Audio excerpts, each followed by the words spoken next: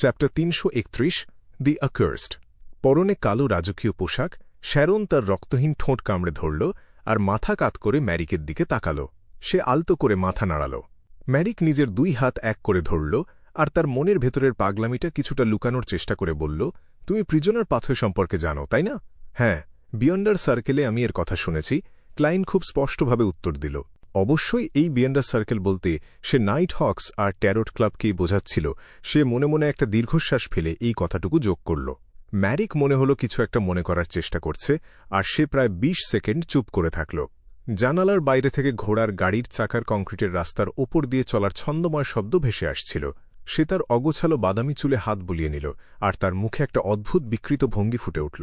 সে বলতে শুরু করল, প্রিজনার হল তারা যারা কারাগারে বন্দী থাকে আর এর সাথে মিল রেখে তাদের আধ্যাত্মিকতা আর ইচ্ছাশক্তিগুলো বুদ্ধি, শরীর আর এই পৃথিবীর কাছে বন্দী থাকে। এই সিকোয়েন্সের বিয়ন্ডারদের শরীর খুব শক্ত আর ইন্দ্রিয়গুলো খুব তীক্ষ্ণ হয়। প্রায় তাদের বাইরে থেকে শান্ত দেখালেও ভেতরে একটা পাগলাটে মন থাকে। তাদের অপরাধ করার অনেক কৌশল জানা থাকে, আর হাতের কাছে যা পায় তা দিয়েই তারা খুন করতে পারদর্শী হয়। তাদের পরবর্তী সিকোয়েন্স 8 হল লুনাটিক।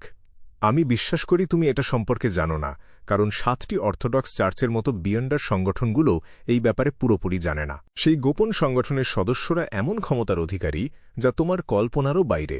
সেই বিকৃত লোকগুলো বন্দী হয়ে আছে, সেটা তাদের শরীর হোক বা আত্মা।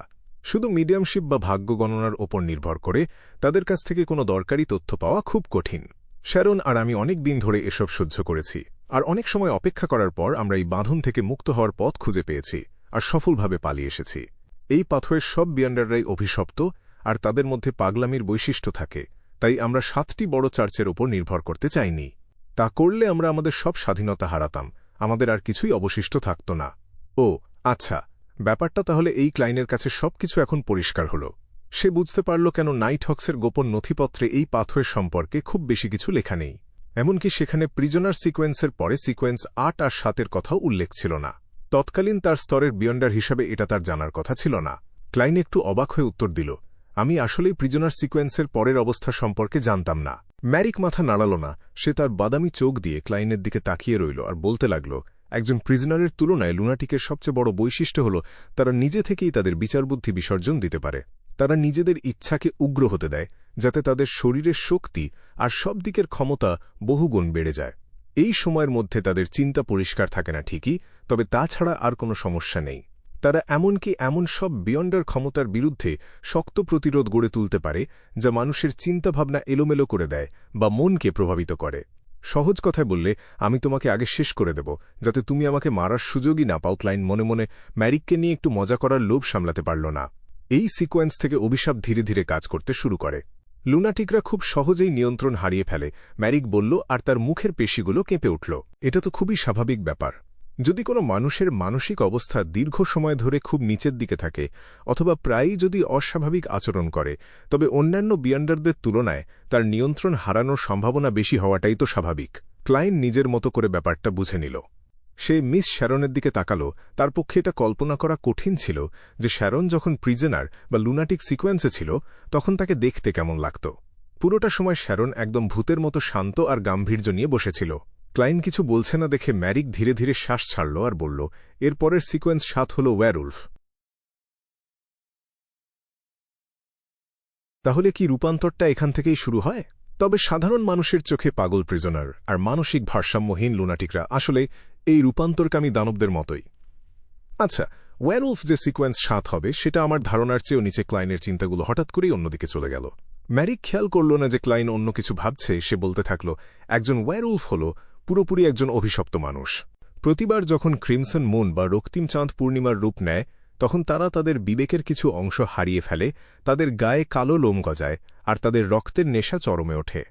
ম্যারিকের কণ্ঠস্বর ধীরে ধীরে একটু অন্যরকম হয়ে গেল, যেন সে সেই পুরনো তিক্ত অভিজ্ঞতার কথা মনে করছে যখন তাকে নিজেকে অনেক কষ্ট করে চেপে রাখতে হতো। একজন ওয়্যারউলফের খুব দ্রুত সেরে ওঠার ক্ষমতা থাকে, সেই সাথে তাদের গায়ে থাকে ভয়ঙ্কর শক্তি, ক্ষিপ্রতা আর গতি।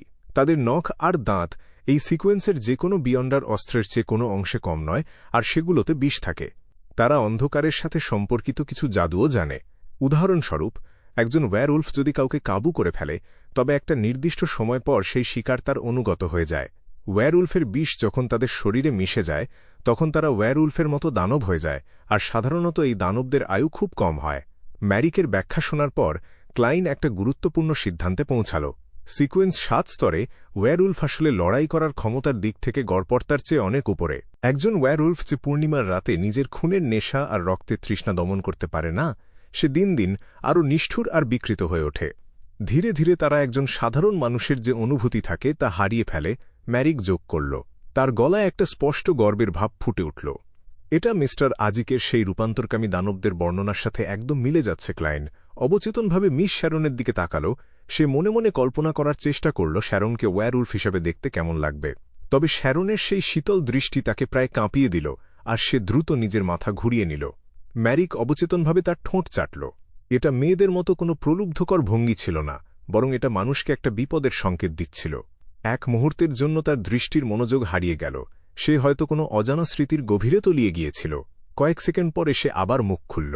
আমি এখন সিকোয়েন্স 6-এ আছি, যার নাম হল জম্বি। জম্বি, তোমার বাইরের চেহারাটাও তো অনেকটা জম্বির মতোই। এতে অবাক হওয়ার কিছু নেই যে তুমি তোমার নিজের জাতের এক দঙ্গল প্রাণহীন জম্বির সাথে তাস খেলো। আসলে তুমিও তো এক বিশেষ ধরনের জম্বি, একদম জ্যান্ত জম্বি। ক্লাইন এক মুহূর্ত ভেবে বলল, আমি কাসপার্স কালিনিনের কাছে শুনেছি যে তুমি বুলেটকেও ভয় পাও না। ম্যারিক মাথা নাড়ালো আর বলল, আমার শরীর ইস্পাতের মতো শক্ত হতে পারে। এমনকি তুমি যদি রিভলভার দিয়ে আমার মাথায় গুলি করো, বড় জোর আমার একটু মাথা ঝিমঝিম করবে। আমার শরীরের চামড়া ভেদ করতে তোমাকে একই জায়গায় অন্তত 5 বার গুলি করতে হবে। আর যদি আমার শরীরের চামড়া ভেদ করতে পারো, একজন জম্বির কাছে মস্তিষ্ক ধ্বংস না হওয়া পর্যন্ত অন্য কোনো আঘাতই প্রাণঘাতী নয়। আর আমার শক্তি ওয়্যারউলফ সিকোয়েন্সের তুলনায় অনেক বেশি বেড়ে গেছে। তাছাড়া আমি মৃত্যুর সাথে সম্পর্কিত কিছু জাদু করতে পারি, আর খুব সহজেই জম্বিদের ডেকে আনতে পারি বা প্রেতাত্মাদের নিয়ন্ত্রণ করতে পারি। আমি তাদের হুকুম দিতে পারি, আর আমি কনকনে ঠান্ডা আর পচনশীল বিয়ন্ডার ক্ষমতা ব্যবহারে পারদর্শী। মিউট্যান্ট পাথওয়ের প্রতিটি সিকোয়েন্সের আলাদা আলাদা বৈশিষ্ট্য আছে। এক সিকোয়েন্স থেকে অন্য সিকোয়েন্সে ওঠার সময় পরিবর্তনের ধরনটা খুব একটা ধারাবাহিক নয়। ক্লাইন কিছুক্ষণ চিন্তা করে জিজ্ঞাসা করল, তাহলে জম্বি সিকোয়েন্সের অভিশাপটা কি? ম্যারিক দাঁতে দাঁত চেপে বলল, আমি মানুষের গরম রক্ত আর টাটকা মাংসের জন্য তৃষ্ণার্ত হয়ে থাকি। পূর্ণিমার সময় এই অবস্থাটা খুব ভয়াবহ আকার ধারণ করে। একমাত্র স্বস্তির ব্যাপার হল জম্বি সিকোয়েন্সের অভিশাপ ওয়্যারউলফ আর লুনাটিকের অভিশাপকে প্রতিস্থাপন করে। সবগুলো একসাথে থাকে না, আর পরেও তাই ঘটে। প্রতিবার যখন রক্তিম চাঁদ পূর্ণ হয় তখন আমি খুব যন্ত্রণার মধ্যে থাকি। যদি আমি নিজেকে নিয়ন্ত্রণ করার চেষ্টা করি, তবে আমি এত বেশি যন্ত্রণায় থাকব যে আমার লড়াই করার ক্ষমতা হারিয়ে যাবে। আর যদি আমি নিজেকে সঁপে দেই, তবে আমিও ধীরে ধীরে মানুষের গুণাবলী হারিয়ে ফেলব, আর নিয়ন্ত্রণ হারানোর ঝুঁকি খুব বেড়ে যাবে। এমনকি সাধারণ সময়েও আমি আমার মনের ভেতরের ইচ্ছা আর প্রবল বিদ্বেষকে চেপে রাখার চেষ্টা করি। হাই ঈশ্বর, অন্য সিকোয়েন্সের বিয়ন্ডারদের তুলনায় অন্যরা তো অনেক ভালো আছে। অবশ্যই অ্যাবিস আর ডেমোনেস পাথওয়ে বাদে। ক্লাইনের মাথায় হঠাৎ এমন একটা চিন্তা আসল। ম্যারিক থামল আর শ্যারনের দিকে একবার তাকাল। শ্যারন তার ঠোঁট ফাঁক করল আর এক মায়াবী অশরীরী কণ্ঠে বলল, সিকোয়েন্স 5, রেইথ। এমন কোনো সিকোয়েন্সও আছে নাকি? এটা সত্যিই একটা মিউট্যান্ট পাথওয়ে। ক্লাইন প্রথমে একটু অবাক হল, কিন্তু পরে তার মনে হল যে স্পিরিট বডি বা আত্মিক শরীরকে সহজেই রূপান্তর করার এটাই হয়তো একটা বৈশিষ্ট্য। শ্যারনের ইঙ্গিত পেয়ে ম্যারিক যোগ করল, একজন রেইথ হওয়ার পর কেউ চাইলে তার শরীরকে সত্যিকারের প্রেতাত্মায় রূপান্তর করতে পারে আর সেই ধরনের ক্ষমতা অর্জন করতে পারে। যেমন দেয়াল বা যে কোনো বাধার ভেতর দিয়ে যাতায়াত করা, আয়নার ভেতরে লুকিয়ে থাকা, আর সরাসরি শত্রুর আত্মার ওপর আঘাত করা। যে কোনো প্রতিফলিত জিনিসের ভেতর দিয়ে তারা এক জায়গা থেকে অন্য জায়গায় চলে যেতে পারে। আর সাধারণ প্রেতাত্মাদের মতো নয়, এমনকি স্পিরিট ভিশন থাকলেও হাই সিকোয়েন্স বিয়ন্ডার না হলে এমন ছায়াকে খুঁজে পাওয়া খুব কঠিন। হ্যাঁ, রেইথরা মৃত্যু সংক্রান্ত অনেক জাদু জানে। সেখানে অনেক অদ্ভুত কৌশল আছে, যেমন জোর করে কারো শরীরে ভর করা আর শত্রুকে নিয়ন্ত্রণ করা। তার অভিশাপ হল পূর্ণিমার রাতে তাকে হয় নির্দিষ্ট সংখ্যক মানুষের আত্মা গ্রাস করতে হয়, নয়তো সে চরম দুর্বল হয়ে পড়ে। প্রথমটা বেছে নেওয়ার মানে হল যে কোনো মুহূর্তে নিয়ন্ত্রণ হারানোর খুব কাছাকাছি চলে যাওয়া। ক্লাইন কিছু বলার আগেই ফ্যাকাশে চেহারার শ্যারন হঠাৎ বলল, আমাদের লক্ষ্য একজন রেইথ, জম্বি, ওয়্যারউলফ, লুনাটিক আর প্রিজনার সিকোয়েন্সের বিয়ন্ডার ক্ষমতাগুলো পরের ধাপে গেলেও হারিয়ে যায় না। ম্যারিক জোর দিয়ে বলল, শুনে মনে হচ্ছে আমার একদম জম। আমি ঠিক সেই ধরনের লোককেই ভয় পাই যাদের রিভলভারের গুলিতে কিছু হয় না, আর যাদের আগুনের শিখায় খুব বেশি ক্ষতি করা যায় না। সহজ কথায় বললে, আমি ভূতকে ভয় পাই। ক্লাইন অনুভব করল তার হৃৎপিণ্ড একটু জোরে ধকধক করছে। কয়েক সেকেন্ড ভেবে সে জিজ্ঞাসা করল, সেই সিল্ড আর্টিফ্যাক্টের কাজ কি? সেটা কেন তোমাদের আটকে রেখেছে? এটা আসলে তোমাদের বাধ্য করেছে নিজেদের দুর্বলতা আর অভিশাপের কথা আমাকে বলতে। ক্লাইন মনে মনে একটা সাধারণ অনুমান করল। ম্যারিকের মুখমণ্ডল কিছুটা অন্ধকার হয়ে গেল যখন সে উত্তর দিল, সেই অভিশপ্ত আর্টিফ্যাক্ট যেটাকে সিল করে রাখা দরকার সেটার নাম হল scarlet lunar corona. Scarlet lunar corona. একটি নির্দিষ্ট সীমার মধ্যে এটি পূর্ণিমার চাঁদের মতো প্রভাব তৈরি করতে পারে। যারা ইতিমধ্যে নিষ্ঠুর আর বিকৃত হয়ে গেছে তাদের জন্য এটি বিস্ফোরক শক্তি তৈরি করতে সাহায্য করে, কিন্তু আমরা দুর্বল হয়ে পড়ি আর আমাদের লড়াই করার ক্ষমতা হারিয়ে ফেলি। যদি আমি নিজেকে হারিয়ে ফেলি তবে তার চেয়ে আমি মৃত্যুকে বেছে নেওয়াই ভালো মনে করি। ম্যারিক কর্কশ গলায় গর্জে উঠল, আমি ভাবিনি তোমার মতো একজন বিকৃত আর ভীতু লোক এত দৃঢ় প্রতিজ্ঞ হবে। জম্বি সিকোয়েন্স পর্যন্ত টিকে থাকতে পারাটা সত্যিই অসাধারণ একটা ব্যাপার। ক্লাইন তাকে থামাল না আর গল্পের পরের অংশটুকু শুনতে লাগল। যে ব্যক্তি স্কারলেট লুনার করোনা পরে থাকে সে পূর্ণিমার প্রভাব থেকে মুক্ত থাকে, আর সে ভয়ঙ্কর গতি আর অকল্পনীয় দ্রুত সেরে ওঠার ক্ষমতা পায়। সেই সাথে সে অন্ধকারের সাথে সম্পর্কিত অনেক শক্তিশালী জাদু ব্যবহার করতে পারে। তবে এটি পরিধানকারীর রক্ত ধীরে ধীরে ঠান্ডা করে দেয়। তারা একটু একটু করে জমে যেতে থাকে, আর যদি তারা সময়মতো থামতে না পারে বা কোনো জ্যান্ত মানুষের রক্ত পান না করে তবে শেষ পর্যন্ত রক্ত পুরোপুরি জমে গিয়ে তারা মারা যাবে। ম্যারিক মনে হল স্কারলেট লুনার করোনাকে খুব ভয় পাচ্ছে। তার কথা শেষ হলে শ্যারন তার শান্ত নীল চোখ দিয়ে ক্লাইনের দিকে তাকাল। স্টিভের সাথে আছে জম্বি জেসন আর ওয়্যারউলফ টায়ার। তবে যতক্ষণ স্টিভকে শেষ করা না যাচ্ছে ততক্ষণ অন্যদের নিয়ে কোনো সমস্যা হবে না। ম্যারিক যোগ করল, যদি আমরা সফল হই তবে স্টিভের ফেলে যাওয়া বিয়ন্ডার বৈশিষ্ট্যগুলো আমার হবে। স্কারলেট লুনার করোনা হবে শ্যারনের, আর যুদ্ধের বাকি সব লুট করা জিনিস আর বুক অফ সিক্রেটস হবে তোমার পারিশ্রমিক।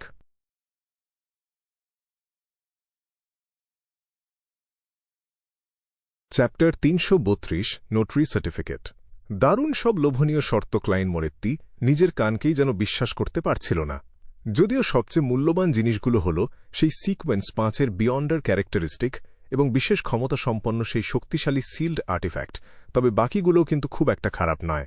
সিকোয়েন্স ৫-এর মতো একজন শক্তিশালী বিয়ন্ডারের কাছে শুধুমাত্র তার সংগঠনের দেয়া সিল্ড আর্টিফ্যাক্ট থাকবে সেটা হতেই পারে না। আর যদি অতিরিক্ত হিসেবে সেই সিকোয়েন্স ৬-এর জম্বি এবং সিকোয়েন্স ৭-এর ওয়্যারউলফের বৈশিষ্ট্যগুলোও পাওয়া যায় তাহলে সেটা হবে এক বিশাল প্রাপ্তি। নিজের ভেতরে হঠাৎ জেগে ওঠা লোভটুকু সামলে নেয়ার জন্য ক্লাইন পেছনের দিকে হেলান দিয়ে বসে ভাবার ভান করল। সে উত্তর দিল, তোমাদের শর্তগুলো সত্যিই সন্তোষজনক।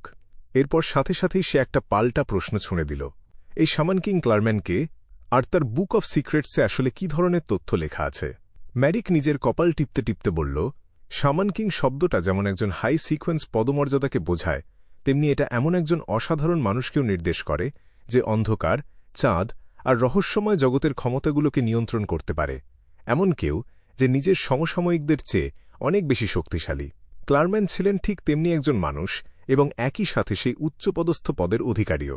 তিনি পঞ্চম যুগের শুরুর দিকে দক্ষিণ মহাদেশে বেশ সক্রিয় ছিলেন, কিন্তু তারপর হঠাৎ করেই একদম উধাও হয়ে যান। হয়তো তাকে চার্চ অফ ডেথ বা আমাদের গোপন সংগঠন খুঁজে বের করে শেষ করে দিয়েছে, অথবা হয়তো অচেনা কোনো জায়গায় তিনি বার্ধক্যজনিত কারণে মারা গেছেন। তার বুক অব সিক্রেটসের মধ্যে বিভিন্ন গোপন কাজ, আচার অনুষ্ঠান, অ্যালকেমি, জ্যোতিষশাস্ত্র, প্রতীকবিদ্যা আর প্রকৃতির সাথে মিথস্ক্রিয়ার মতো গভীর সব জ্ঞান রয়েছে। এমনকি কোনো সাধারণ মানুষও যদি এই বইটা পায় সেও মিস্টিক রহস্যের জগতে বিশেষজ্ঞ হয়ে উঠতে পারবে। এমনকি কোনো পশন না খেয়েও তারা শুধুমাত্র নিজেদের জন্মগত আধ্যাত্মিক শক্তির ওপর নির্ভর করে ছোটখাটো কিছু বিয়ন্ডার কাজ করে ফেলতে পারবে। তবে হ্যাঁ, এর জন্য একটা বড় মূল্য দিতে হবে। সেই মানুষটা ধীরে ধীরে মানসিকভাবে অসুস্থ হয়ে পড়বে। একজনের আধ্যাত্মিকতা যখন সেই জ্ঞানের ভার বইতে পারে না তখন এটাই হয় তার পরিণতি। শুনতে তো বেশ ভালোই লাগছে, ঠিক এই জিনিসটাই তো আমার দরকার। তবে এই মিশনটা শুধুমাত্র নিজের মধ্যেই কঠিন নয়, এর সাথে বেশ কিছু আপদ বিপদও জড়িয়ে আছে। আমাকে এমন একটা গোপন সংগঠনের মুখোমুখি হতে হবে যাদের ইতিহাস ১০০০ বছরেরও বেশি পুরনো। ক্লাইন কয়েক সেকেন্ড চুপ করে থাকল, কিন্তু শেষ পর্যন্ত সে নিজের মনের কথাই শোনার সিদ্ধান্ত নিল। সে বলল, আমি এই ব্যাপারে ভেবে দেখার জন্য কিছুটা সময় চাই। এটা খুবই গুরুতর এবং বিপজ্জনক একটা বিষয়। আমি আবেগের বসে কোনো সিদ্ধান্ত নিতে পারি না। আগামীকাল সকাল ৯টার সময় আমি তোমাদের উত্তর দেব। আমার বাসায় এসো। তোমরা তো ঠিকানা জানোই। কথাটা শেষ করার সময় সে শ্যারনের দিকে তাকাল। বলা শেষ করেই তার ভেতরে হঠাৎ একটা অস্থিরতা কাজ করতে লাগল। তারা এত সব গুরুত্বপূর্ণ গোপন তথ্য তার সামনে ফাঁস করেছে, এমনকি তাদের নিজেদের সমস্যাগুলোও বলেছে। সে যদি এখনই রাজি না হয় তাহলে তারা কি তাকে চিরতরে চুপ করিয়ে দেওয়ার চেষ্টা করবে, নাকি সে সিদ্ধান্ত নেওয়া পর্যন্ত তারা তাকে নজরে নজরে রাখবে? তাহলে সে ধোঁয়াটে ধূসর কুয়াশার ওপর গিয়ে কিভাবে দৈববাণী বা ডিভিনেশন করবে? শ্যারন পরনে একটা কালো রঙের রাজকীয় পোশাক পরে চুপচাপ ক্লাইনের দিকে তাকিয়েছিল। তার নীল চোখে রাগ, সন্দেহ বা অন্য কোনো আবেগের ছিটেফোঁটাও ছিল না। সে হঠাৎ তার পোশাকের একটা লুকানো পকেট থেকে ভাঁজ করা এক টুকরো কাগজ বের করল এবং সেটা খুলে একটা আয়তকার রূপ দিল। কাগজটা ছিল কমলা হলুদ রঙের, যেখানে সূর্যের প্রতীকসহ আরও অনেক চিহ্ন আঁকা ছিল। এই প্রতীকগুলো মাঝখানে একটা ফাঁকা জায়গা তৈরি করেছে, যেখান থেকে বেশ উষ্ণ আর শান্ত একটা আভা বের হচ্ছিল। কাগজটা দেখার সাথে সাথেই ক্লাইনের মনে পড়ে গেল এটা আসলে কি, আর তার দুশ্চিন্তাও অনেকটা কমে গেল। এটাও সেই পাপেট মাস্টার রোসাগোর কাছ থেকে পাওয়া জিনিস। এটা হলো সেই নোটরি সার্টিফিকেট। যুদ্ধের পর যখন তারা জিনিসপত্র ভাগ করে নিচ্ছিল, তখন শ্যারন এই মিস্টিক আইটেমটা নিজের কাছে রেখেছিল। ফ্যাকাশে চেহারার কোমল স্বভাবের শ্যারন সেই নোটরি সার্টিফিকেটটা ক্লাইনের দিকে এগিয়ে দিল এবং তার মার্জিত স্বরে বলল, এখানে তোমার হাত রাখো। প্রতিজ্ঞা করো যে তুমি এইমাত্র যা শুনলে তা অন্য কাউকে জানাবে না। ক্লাইন একটা দীর্ঘশ্বাস ফেলে গম্ভীরভাবে মাথা নাড়ল। সে বলল, ঠিক আছে। নির্দেশনা অনুযায়ী সে নোটরি সার্টিফিকেটটা হাতে নিল এবং সেই ফাঁকা জায়গাটিতে নিজের হাতের তালু রাখল। এরপর কিছুটা চিন্তা করে সে মুখ খুলল। সে বলল, আমি প্রতিজ্ঞা করছি যে মিস শ্যারন এবং মিস্টার ম্যারিকের কাছ থেকে আমি এইমাত্র যা কিছু জানলাম তা কাউকে বলব না। সে যখন প্রতিটি শব্দ উচ্চারণ করছিল, তখন নোটরি সার্টিফিকেটের চারপাশের প্রতীকগুলো একটা একটা করে জ্বলে উঠতে লাগল এবং সেখান থেকে একটা উষ্ণ আর উজ্জ্বল আভা বের হতে থাকল। সব শেষ হওয়ার পর সেই আলোটা একটা সিলের মতো আকার ধারণ করে ক্লাইনের হাতের তালুতে চেপে বসল এবং সেটা হাতের ভেতর দিয়ে গিয়ে সেই ফাঁকা জায়গাটা ঢেকে দিল। একটা উষ্ণ স্রোত যেন ক্লাইনের শরীরের ভেতর দিয়ে বয়ে গেল এবং সে নোটরি সার্টিফিকেটের সাথে নিজের একটা সূক্ষ্ম কিন্তু অদৃশ্য বন্ধন অনুভব করতে পারল। সেই সময় সেই বৃদ্ধ মিস্টার আই অফ উইজডম যে ক্ষমতাটা নকল করেছিলেন, সেটা সত্যিই একজন নোটরির ক্ষমতা ছিল। আগের একটা ঘটনার কথা হঠাৎ তার মনে পড়ে গেল। আমার কাজ শেষ। ক্লাইন নোটরি সার্টিফিকেটটা ফেরত দিল। শ্যারন শান্তভাবে মাথা নাড়ল, কিন্তু আর কিছুই বলল না। তার উদাসীন অবয়বটি খুব দ্রুত ঘোড়ার গাড়ি থেকে অদৃশ্য হয়ে গেল। ম্যারিক তখনও নিজের চোখের হিংস্র ভাবটা চেপে রাখার চেষ্টা করছিল। সে তার আঙুল দিয়ে গাড়ির দেওয়ালে টোকা দিল। গাড়িটি ধীরে ধীরে থেমে গেল এবং গাড়ির দরজা খুলে গেল। ওরা গাড়ি চালানোর জন্য জম্বি ব্যবহার করছে আর ছায়াদের বানিয়েছে পরিচারক। এটা সত্যিই ম্যারিকের স্টাইল। নিজের স্পিরিট ভিশন সক্রিয় করার পর ক্লাইন যেন সবকিছু বুঝতে পারল। সে তার টুপিটা খুলে বুকের কাছে চেপে ধরে সামান্য মাথা নত করে অভিবাদন জানাল এবং গাড়ি থেকে নেমে পড়ল। রাস্তাটা বেশ নির্জন ছিল, যেখানে বেশ কিছু ল্যাম্পপোস্ট নষ্ট হয়ে পড়েছিল, কিন্তু কেউ সেগুলো ঠিক করার প্রয়োজন মনে করেনি। ক্লাইন প্রথমে ইস্ট বড়োতে তার সেই এক কামরার বাসায় গেল এবং এরপর 15 নম্বর মিন্স্ক স্ট্রিটে নিজের বাড়িতে ফিরল। সেখানে বসার ঘরে সে এমনভাবে ভান করল যেন সে দুটো ডিভিনেশন বা দৈববাণী করছে। প্রথমবার সে জানতে চাইল এই কাজটা তার গ্রহণ করা উচিত কিনা, আর দ্বিতীয়বার সে দেখল যে এতে কোনো বিপদ আছে কিনা, আর থাকলেও সেটা কতটা ভয়াবহ। তবে সেই দৈববাণীর ফলাফলের দিকে সে খুব একটা গুরুত্ব দিল না, কারণ মিউটেন্ট পাথওয়ের রেথ বা রেথরা নিজেদের আত্মা বা স্পিরিট বডিতে রূপান্তর করতে পারে, যা তাদের সরাসরি স্পিরিট ওয়ার্ল্ডের সাথে যোগাযোগ করে তথ্য পেতে সাহায্য করে। অন্য কথায়, তাদের প্রাকৃতিকভাবেই ডিভিনেশন এবং অ্যান্টি ডিভিনেশন করার ক্ষমতা থাকে। তাই শ্যারন হোক বা তাদের লক্ষ্য সেই স্টিভি হোক, ক্লাইন যে উত্তরই পাক না কেন, সেটা হয় ভুল হবে নয়তো বিভ্রান্তিকর হবে। ডিভিনেশন শেষ করার পর সে প্রতিদিনের মতো সংবাদপত্র আর বই পড়ল। অ্যাক্টিভিটি রুমে সে নিজের বিয়ন্ডার ক্ষমতার চর্চা করল, তারপর হাত মুখ ধুয়ে শুয়ে পড়ল। বাইরে থেকে দেখে অস্বাভাবিক কিছুই মনে হচ্ছিল না।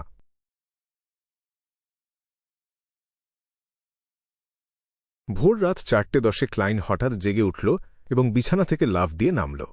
সে একটা মোমবাতি খুঁজে বের করল, আধ্যাত্মিকতার একটা দেওয়াল বা ওয়াল অফ স্পিরিচুয়ালিটি তৈরি করল এবং নিঃশব্দে নিজেকেই সমন বা আহ্বান করার আচার শুরু করল।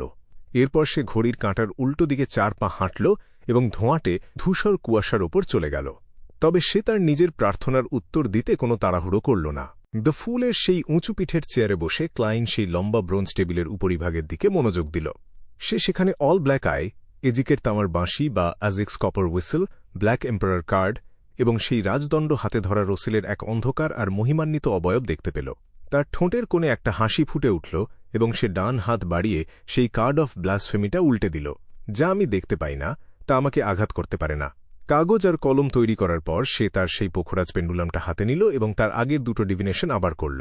প্রথম ডিভিনেশনের ফলাফল অনুযায়ী পেন্ডুলামটি ঘড়ির কাঁটার দিকে পর্যাপ্ত গতিতে ঘুরতে লাগল।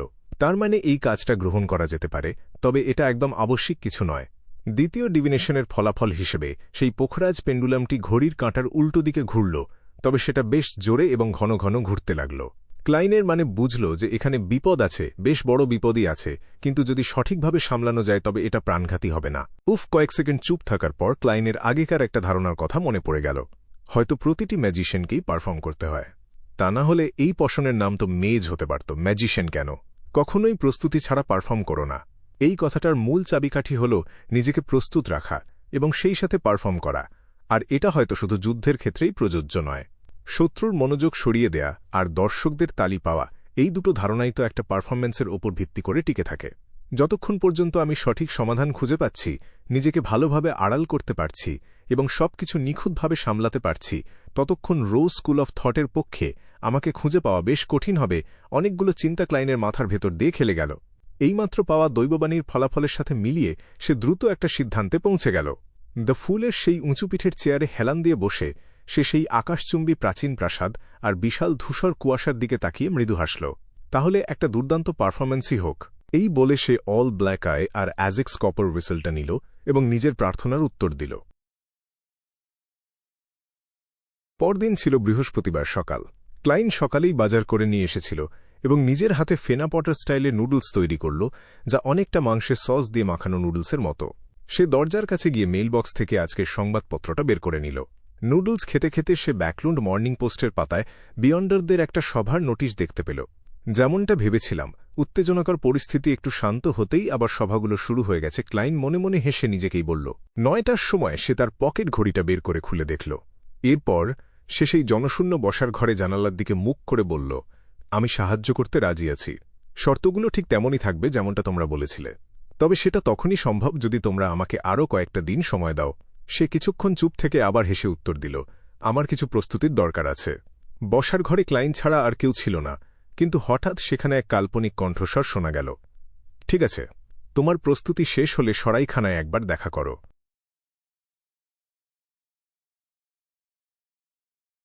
ভিসকাউন্ট গ্ল্যান্টের পড়ার ঘরে অড্রে হলো একটা চেয়ারে বসে সুসির মাথার পেছনের লোমগুলো ঠিক করে দিচ্ছিল। সে পাশে চুপচাপ বসে ওয়াইন খাচ্ছিল এমন ফোর্সওয়াল আর শিওদেরেচাকে উদ্দেশ্য করে বলল, তোমরা আমাকে এত তাড়াহুড়ো করে এখানে নিয়ে এলে কেন? লেপনাস বা ল্যান্ডভাসের সেই ঘটনার পর ফোর্স আর শিওর সাথে এটাই অড্রের প্রথম দেখা, তবে সে ইতিমধ্যেই সুসির মাধ্যমে তাদের পাওনা টাকা মিটিয়ে দিয়েছে। আমাদের ট্যারোট ক্লাবে যোগ দেওয়ার পর ফোর্সের মাঝে তেমন কোনো পরিবর্তন দেখা যাচ্ছে না। সে এখনও আগের মতোই অলস এবং শিওর সাথে মজা করতে পছন্দ করে, তবে তার মধ্যে কিছু জিনিস একদম বদলে গেছে। সে আগে বেশ মনমরা আর হতাশ থাকত এবং ভবিষ্যতের প্রতি তার তেমন কোনো আশা ছিল না, কিন্তু এখন সেই ভাবটা পুরোপুরি উধাও হয়ে গেছে। টেলিপ্যাথিস্ট অড্রে মনে মনে হাসল এবং শান্ত মনে মিস ম্যাজিশিয়ানকে পর্যবেক্ষণ করল। বাকি রেড ওয়াইনটুকু শেষ করে ফোর্স বলল, এটা সত্যি সেই বিখ্যাত আউরমির রেড ওয়াইন।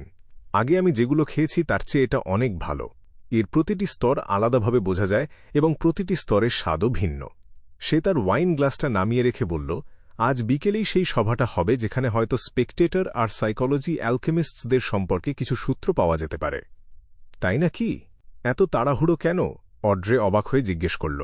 ফোর্স হেসে বুঝিয়ে বলল, কারণ সেই সিরিয়াল কিলারের ভয় সবাই অনেক সময় নষ্ট করে ফেলেছে। তাছাড়া ওটা নর্থ বরোর একদম বাইরের দিকে।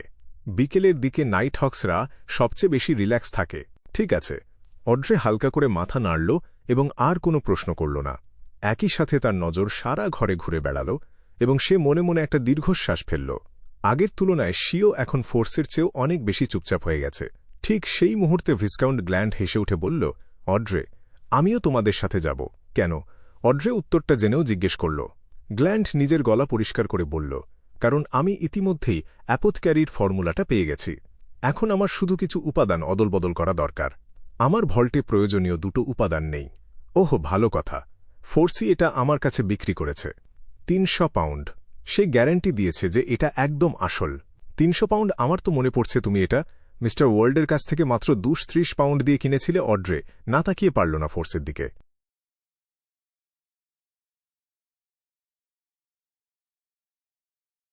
Chapter 333 tracker.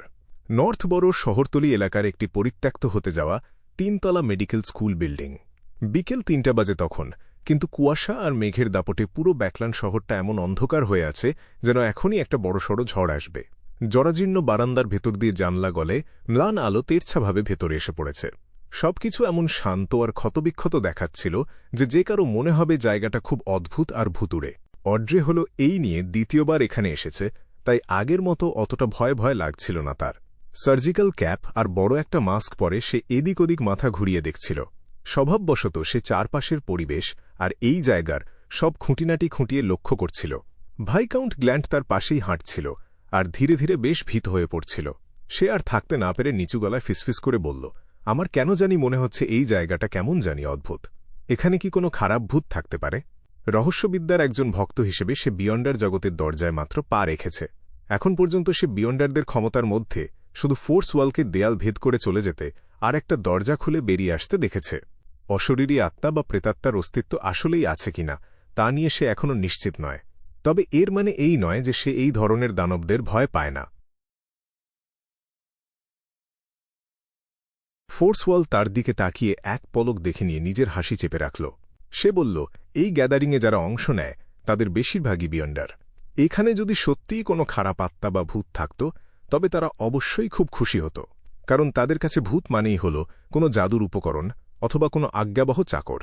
ভাইকাউন্ট গ্ল্যান্টকে একটু আশ্বস্ত হতে দেখে ফোর্স দুষ্টুমি করে আবার যোগ করল, অবশ্যই আমি শুধু দুর্বল ভূতের কথা বলছি। যদি সত্যিই শক্তিশালী কোনো ছায়া এখানে থাকে তবে সে কাউকে কোনো শব্দ করার সুযোগ না দিয়েই সবাইকে মেরে ফেলতে পারবে।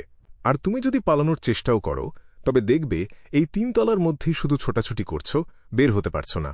মনে হবে যেন কোনো গোলক ধাঁধায় ঢুকে পড়েছ। শিও দেরেচা তার কথায় সম্মতি জানিয়ে মাথা নাড়াল। সে বলল, আমি একবার এমন এক প্রেতাত্মার পাল্লায় পড়েছিলাম। কবরস্থানের ভেতর আমি শুধু গোল গোল ঘুরছিলাম, কিন্তু পালানোর কোনো উপায় খুঁজে পাচ্ছিলাম না। সেই সময় আমি দেখেছিলাম কিছু মানুষ কোনো কারণ ছাড়াই হঠাৎ মাথা ঘুরিয়ে তাকাচ্ছিল আর সাথে সাথে মারা যাচ্ছিল। সেদিন যদি আমাদের সাথে থাকা এক বিয়ন্ডারের কাছে সানচাম না থাকত তবে হয়তো আজ তোমরা আমাকে এখানে দেখতে পেতে না। ভাইকাউন্ট গ্ল্যান্ট শিউরে উঠে জানালার বাইরে তাকাল। ঠিক সেই মুহূর্তে একটা শুকনো গাছের ডাল হিমেল বাতাসে জানালার কাঁচে ধাক্কা খেয়ে হালকা শব্দ করল। গ্ল্যান্ট প্রায় চিৎকার করে উঠছিল।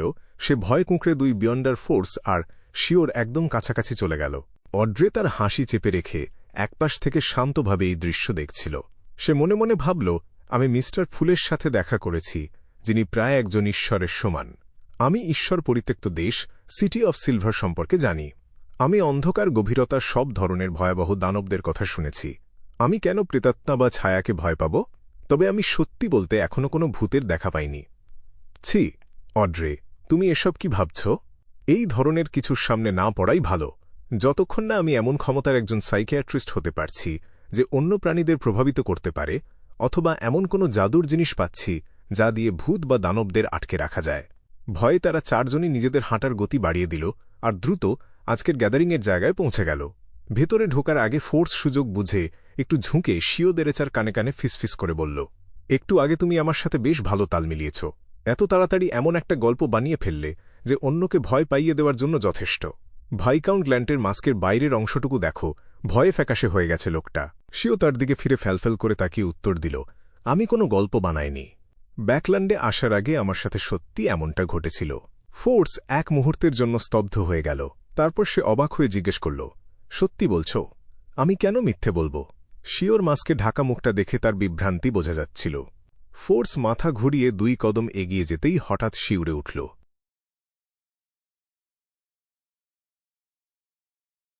সেই মুহূর্তে গ্ল্যান্ট আর এক মুহূর্ত সেই ভুতুড়ে বারান্দায় থাকতে চাইছিল না। সে হাত বাড়িয়ে গ্যাদারিংয়ের ঘরের দরজাটা ধাক্কা দিয়ে খুলে ফেলল। দরজাটা ক্যাঁচ শব্দ করে খুলে গেল। সিমেন্টের মেঝে আর অ্যান্টিসেপটিকের কড়া গন্ধ তার নাকে আসতেই সে ভ্রু কুঁচকে ফেলল। এর পরপরই সে মাঝখানে একটা বড় চৌবাচ্চা দেখতে পেল।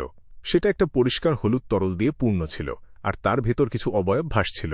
সেই অবয়বগুলোর মধ্যে কিছু ছিল পুরোপুরি নগ্ন। কারো শরীর বেশ অক্ষত ছিল, আবার কারো শরীরের অর্ধেক চামড়া তুলে নেওয়া হয়েছিল। সেগুলোকে দেখতে অনেকটা শুকিয়ে যাওয়া গরুর মাংসের মতো বাদামি রঙের লাগছিল।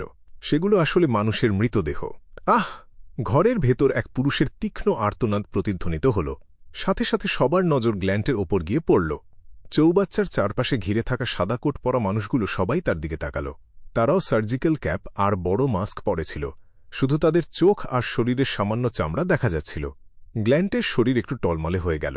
সে ঘুরে দৌড়ে পালাতে চাইছিল, কিন্তু যখন সে দেখল অড্রে, ফোর্স আর শিও তাকে পাশ কাটিয়ে এমনভাবে ভেতরে ঢুকে গেল যেন কিছুই হয়নি, তখন সে বুঝল তারা এমন ভান করছে যেন তারা তার পরিচিত কেউ নয়। গ্ল্যান্ট একটা লম্বা শ্বাস নিতেই তার প্রায় বমি চলে আসল। সে বাইরের দিকে তাকিয়ে দেখল বারান্দাটা অন্ধকার আর ছায়ায় ঘেরা, সেখানে একটা জীবন্ত প্রাণীও নেই। আবারও শিউরে উঠে গ্ল্যান্ট দ্রুত পায়ে এগিয়ে গিয়ে অড্রে আর বাকিদের সাথে যোগ দিল। সে চৌবাচ্চা থেকে যতদূর সম্ভব দূরে একটা জায়গায় গিয়ে বসে পড়ল। কয়েক মিনিট পর সাদা কোট পরা এক ব্যক্তি লাইন থেকে বেরিয়ে আসল। সে একটা লম্বা কাঠের লাঠির আগায় থাকা হুক দিয়ে একটা মৃতদেহ টেনে পাশে নিয়ে আসল। তারপর সে সরাসরি মৃতদেহটাকে টেনে সিমেন্টের মেঝের ওপর রাখল। সে প্রায় 3 সেকেন্ডের মতো থামল।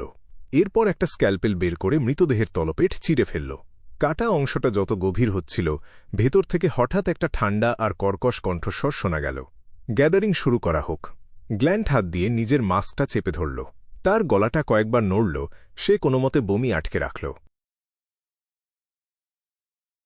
গ্যাদারিংয়ের মাঝপথে নানা ধরনের লেনদেন চলছিল, কিছু সফল হচ্ছিল, আবার কিছু ব্যর্থ। অড্রে, যে এতক্ষণ শান্তভাবে সবকিছু লক্ষ্য করছিল, অবশেষে মুখ খুলল। সে বলল, আমি স্পেকটেটর পশন ফর্মুলা চাই। তার কথা শেষ হওয়ার আগেই সে অনুভব করল কয়েকটা নজর তার ওপর দিয়ে ঘুরে গেল। তবে সেগুলো দ্রুত সরে গেল আর বেশিক্ষণ স্থায়ী হল না। কয়েক সেকেন্ড নীরবতার পর সেই লেনদেনটি বাতিল হয়ে গেল। বিকেল 4টা বেজে গেছে, সন্ধ্যা ঘনিয়ে আসছে। কেন কিছুই পাওয়া গেল না, ভাইকাউন্ট গ্ল্যান্ট তার আভিজাত্য বজায় রাখতে পারল না। সে ঘোড়ার গাড়ির কাঠের দেয়ালে হেলান দিয়ে একটা দীর্ঘশ্বাস ফেলল। এই বিয়ন্ডার গ্যাদারিং তার মনে এক গভীর ছাপ ফেলেছে। তার মনে হচ্ছিল সে যেন অনেক বড় একটা ঝুঁকি নিয়েছে। কিন্তু এত কিছুর পরেও সে একটা পূর্ণবয়স্ক ফ্লাইং ইউনিকর্নের শিং আর রয়্যাল জেলিফিশের বিষাক্ত ক্রিস্টাল কিনতে পারল না। ফোর্স গোপনে তার ঠোঁট কামড়ে ধরে বলল, এটা খুব স্বাভাবিক ব্যাপার। যদিও ব্যাকল্যান্ড হল জাদুর উপকরণ পাওয়ার সবচেয়ে সহজ জায়গা, কিন্তু তুমি যদি সব গ্যাদারিংয়ে অংশ নিতে না পারো, তবে এমন পরিস্থিতি হবেই যখন তুমি যা খুঁজছ তা অনেক দিন ধরে পাবে না। এর জন্য হয় ভাগ্য লাগে, না হয় ধৈর্য। মিস্টার ভাইকাউন্ট, মিস অড্রের স্পেকটেটর পশনের কথা ভাবুন। সে আজ পর্যন্ত এ বিষয়ে কোনো সূত্রই পায়নি। সেও একপাশে বসে তিক্ত মনে ভাবছিল, কখনো কখনো উপকরণ সামনে পাওয়া যায়, কিন্তু সেটা কেনার মতো টাকা থাকে না। অড্রে গ্ল্যান্টকে সান্ত্বনা দিয়ে বলল, আমি ফিরে গিয়ে আমার পরিবারের ভল্টটা একবার খুঁজে দেখব, হয়তো সেখানে আপনার দরকারি কিছু থাকতে পারে। সে আজ সাথে করে রেইনবো স্যালাম্যান্ডারের পিটুইটারি গ্ল্যান্ড নিয়ে এসেছিল, কিন্তু সে ফার্জম্যান র্যাবিটের স্পাইনাল ফ্লুইড খুঁজে পায়নি। তাই সে তার উপকরণটি ৩২০ পাউন্ড নগদের বিনিময়ে বিক্রি করে দিয়েছে।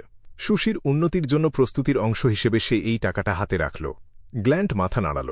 সে যেই মাত্র কিছু বলতে যাবে, দেখল শিও সোজা হয়ে বসেছে। শিও ভ্রু কুঁচকে বলল, মনে হচ্ছে কেউ আমাদের অনুসরণ করছে।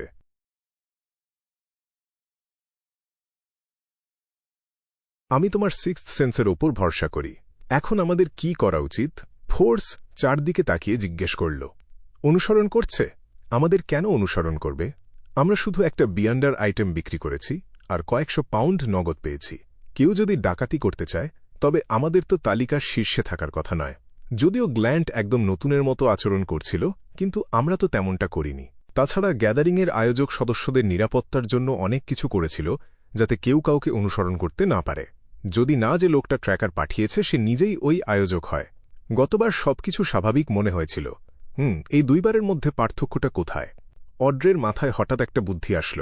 হয়তো আমার স্পেকটেটর ফর্মুলা কেনার অনুরোধটাই সাইকোলজি অ্যালকেমিস্টসদের নজর কেড়েছে। তারা হুটহাট কারো কাছে স্পেকটেটর ফর্মুলা বিক্রি করবে না। এর স্বাভাবিক পরিণতি হল কাউকে নিজেদের সংগঠনে নিয়োগ দেওয়া। আর নিয়োগ দেওয়াটা কোনো সহজ কাজ নয়। তাদের খেয়াল রাখতে হয় যে লোকটা অফিসিয়াল বিয়ন্ডারদের চর কিনা, অথবা অন্য কোনো গোপন দলের গুপ্তচর কিনা। তারা যদি লক্ষ্যবস্তুকে পর্যবেক্ষণ না করে আর তদন্ত না চালায়, তবে তাদের সংগঠন খুব দ্রুত ধ্বংস হয়ে যাবে। কয়েক সেকেন্ড চিন্তা করে অড্রে ফোর্স আর বাকিদের বলল, আক্রান্ত হওয়ার জন্য তৈরি থাকো। এমন ভান করো যেন তোমরা ট্র্যাকারকে লক্ষ্যই করনি। যদি আমরা সফলভাবে এমপ্রেস বড়তে ফিরে যেতে পারি, তবে গ্ল্যান্ট আর আমার পরিচয় জানাজানি হওয়ার চিন্তা করো না। তোমাদের দুজনকে গোপনে চলে যেতে হবে। সে তার সবুজ চোখ জোড়া দিয়ে গ্ল্যান্টের দিকে তাকিয়ে হাসি মুখে যোগ করল, অনেকেই জানে যে আমরা রহস্যবিদ্যার ভক্ত, তাই আমাদের মতো মানুষের জন্য কোনো বিয়ন্ডার গ্যাদারিংয়ে অংশ নেওয়ার সুযোগ পাওয়া খুব স্বাভাবিক। এমনকি ট্র্যাকার যদি কোনো অফিসিয়াল বিয়ন্ডারও হয়, তারা কিছু সন্দেহ করবে না। আমরা সাধারণ মানুষ, তাই বড়জোর তারা অন্য কোনো উপায় আমাদের সতর্ক করে দেবে। কিন্তু আমি তো ইতিমধ্যেই সিকোয়েন্স আটে আছি। সাইকোলজি অ্যালকেমিস্টদের সাথে যোগাযোগ করার জন্য আমাকে একটু ঝুঁকি নিতেই হবে। সম্ভবত অফিসিয়াল বিয়ন্ডাররা শুধু একটা ফর্মুলা খোঁজার অপরাধে আমাকে লক্ষ্য বানাবে না। তাদের পক্ষে গ্যাদারিং আয়োজককে এড়িয়ে আমাদের ট্র্যাক করা সহজ হওয়ার কথা নয়। আমি নিজের বিচারের ওপর আস্থা রাখতে চাই। অড্রে নিজেকে সাহস দিল। ঠিক আছে, ভাইকাউন্ট গ্ল্যান্ট বিড়বিড় করে রাজি হল। ঘোড়ার গাড়িটা আগের মতোই চলতে থাকল, কয়েকবার গোল গোল ঘুরল। সবশেষে অড্রে আর বাকিরা পরিকল্পনা অনুযায়ী অন্য একটা গাড়িতে চড়ে বসল। এই পুরো প্রক্রিয়ার সময় ট্র্যাকার কখনো আক্রমণ করল না। যখন তারা এমপ্রেস বড়তে ভাইকাউন্ট গ্ল্যান্টের প্রাসাদের পেছনের দরজায় পৌঁছাল, দুই অভিজাত ব্যক্তি তাদের স্বাভাবিক উপায়ে ভেতরে চলে গেল, আর ফোর্স এবং শিও প্রত্যেকে নিজ নিজ দক্ষতায় সেখান থেকে প্রস্থান করল। প্রায় 10 মিনিট পর অড্রে তার বড় সোনালি রিট্রিভার কুকুর সুসি আর তার পরিচারিকাদের নিয়ে সদর দরজা দিয়ে প্রকাশ্যেই নিজের গাড়িতে করে বেরিয়ে গেল। গাড়ির চাকার শব্দ শুনতে শুনতে সে নিশ্চিত হতে পারছিল না যে কেউ এখনও তাকে অনুসরণ করছে কিনা। সে শুধু নিজের ভাবনাগুলোকে ডানা মেলতে দিল। এটা পরিষ্কার যে আর্ল হলের মেয়ে কোনো বিয়ান্ডার দলের গুপ্তচর নয়। তার অতীত নিয়ে কোনো সমস্যা নেই। রহস্যবিদ্যার প্রতি তার ভালোবাসা সবার জানা। তার মর্যাদা আর পরিচয় অন্য সাধারণ মানুষের চেয়ে অনেক বেশি সাহায্য করতে পারবে। হয়তো 2 দিনের মধ্যেই সাইকোলজি অ্যালকেমিস্টসের কোনো সদস্য আমার সাথে যোগাযোগ করার চেষ্টা করবে। অড্রে কিছুটা প্রত্যাশা আর কিছুটা উত্তেজনা নিয়ে ভাবল।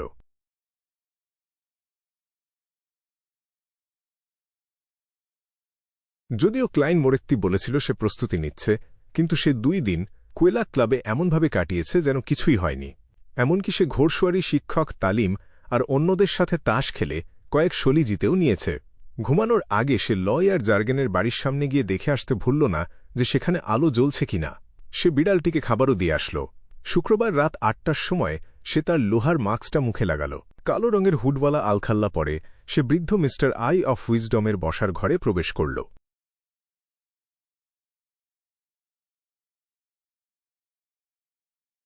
Chapter 334 bullets. একমাত্র মোমবাতিটা টিমটিম করে জ্বলছিল। সেটার হলদেটে শিখাটা অ্যাক্টিভিটি রুমের চারপাশের দেয়ালে অদ্ভুত সব ছায়া তৈরি করছিল।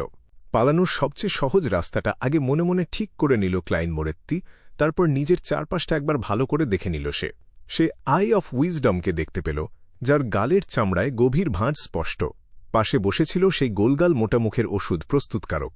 ক্লাইন মোরেত্তি লোকটাকে আবার ভালো করে পর্যবেক্ষণ করল। যদিও লোকটা একটা লোহার মুখোশ পরেছিল যেটা তার অর্ধেক মুখ ঢেকে রেখেছিল, তবুও ক্লাইন মোরেত্তির কাছে এটা একদম পরিষ্কার হয়ে গেল যে এই লোকটাই রাইস সার্কাসের সেই লোক যাকে একবার ধোলাই দেওয়া দরকার। ক্লাইন মোরেত্তি নিজের দৃষ্টি সরিয়ে নিল এবং গ্যাদারিং অফিসিয়ালি শুরু হওয়ার জন্য অপেক্ষা করতে লাগল।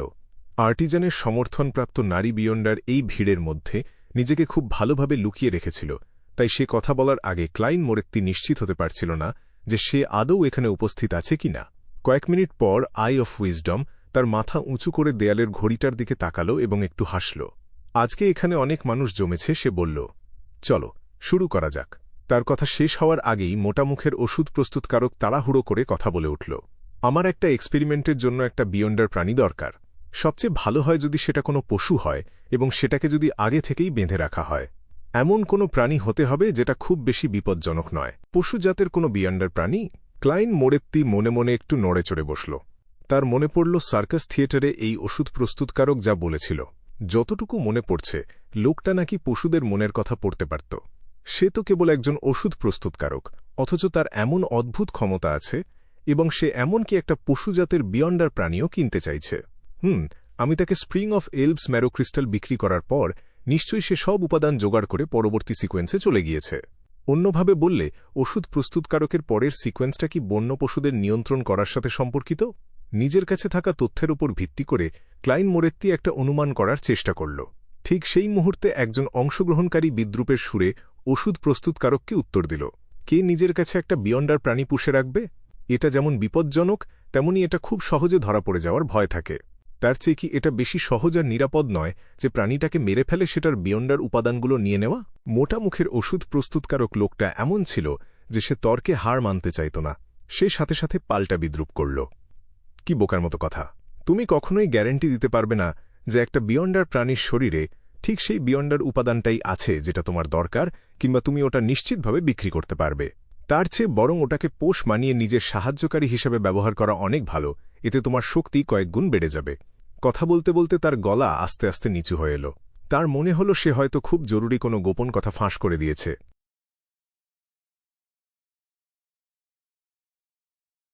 ধুর ছাই, আমি কেন নিজের এই মুখটা সামলাতে পারি না?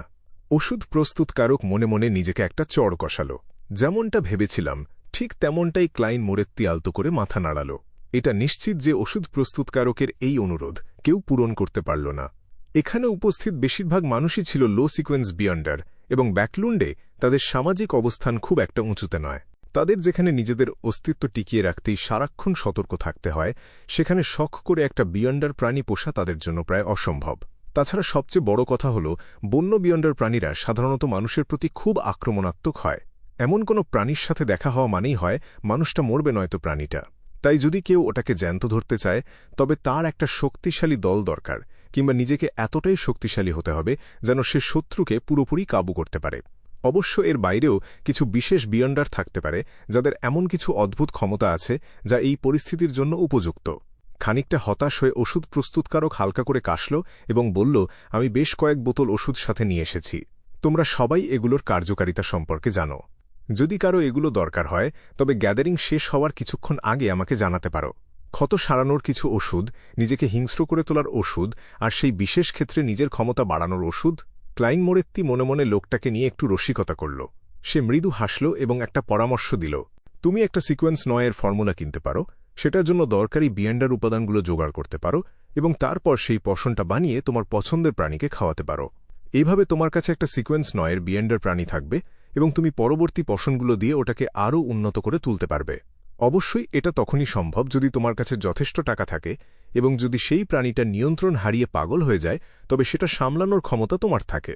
ওষুধ প্রস্তুতকারক কয়েক সেকেন্ডের জন্য স্তম্ভিত হয়ে গেল।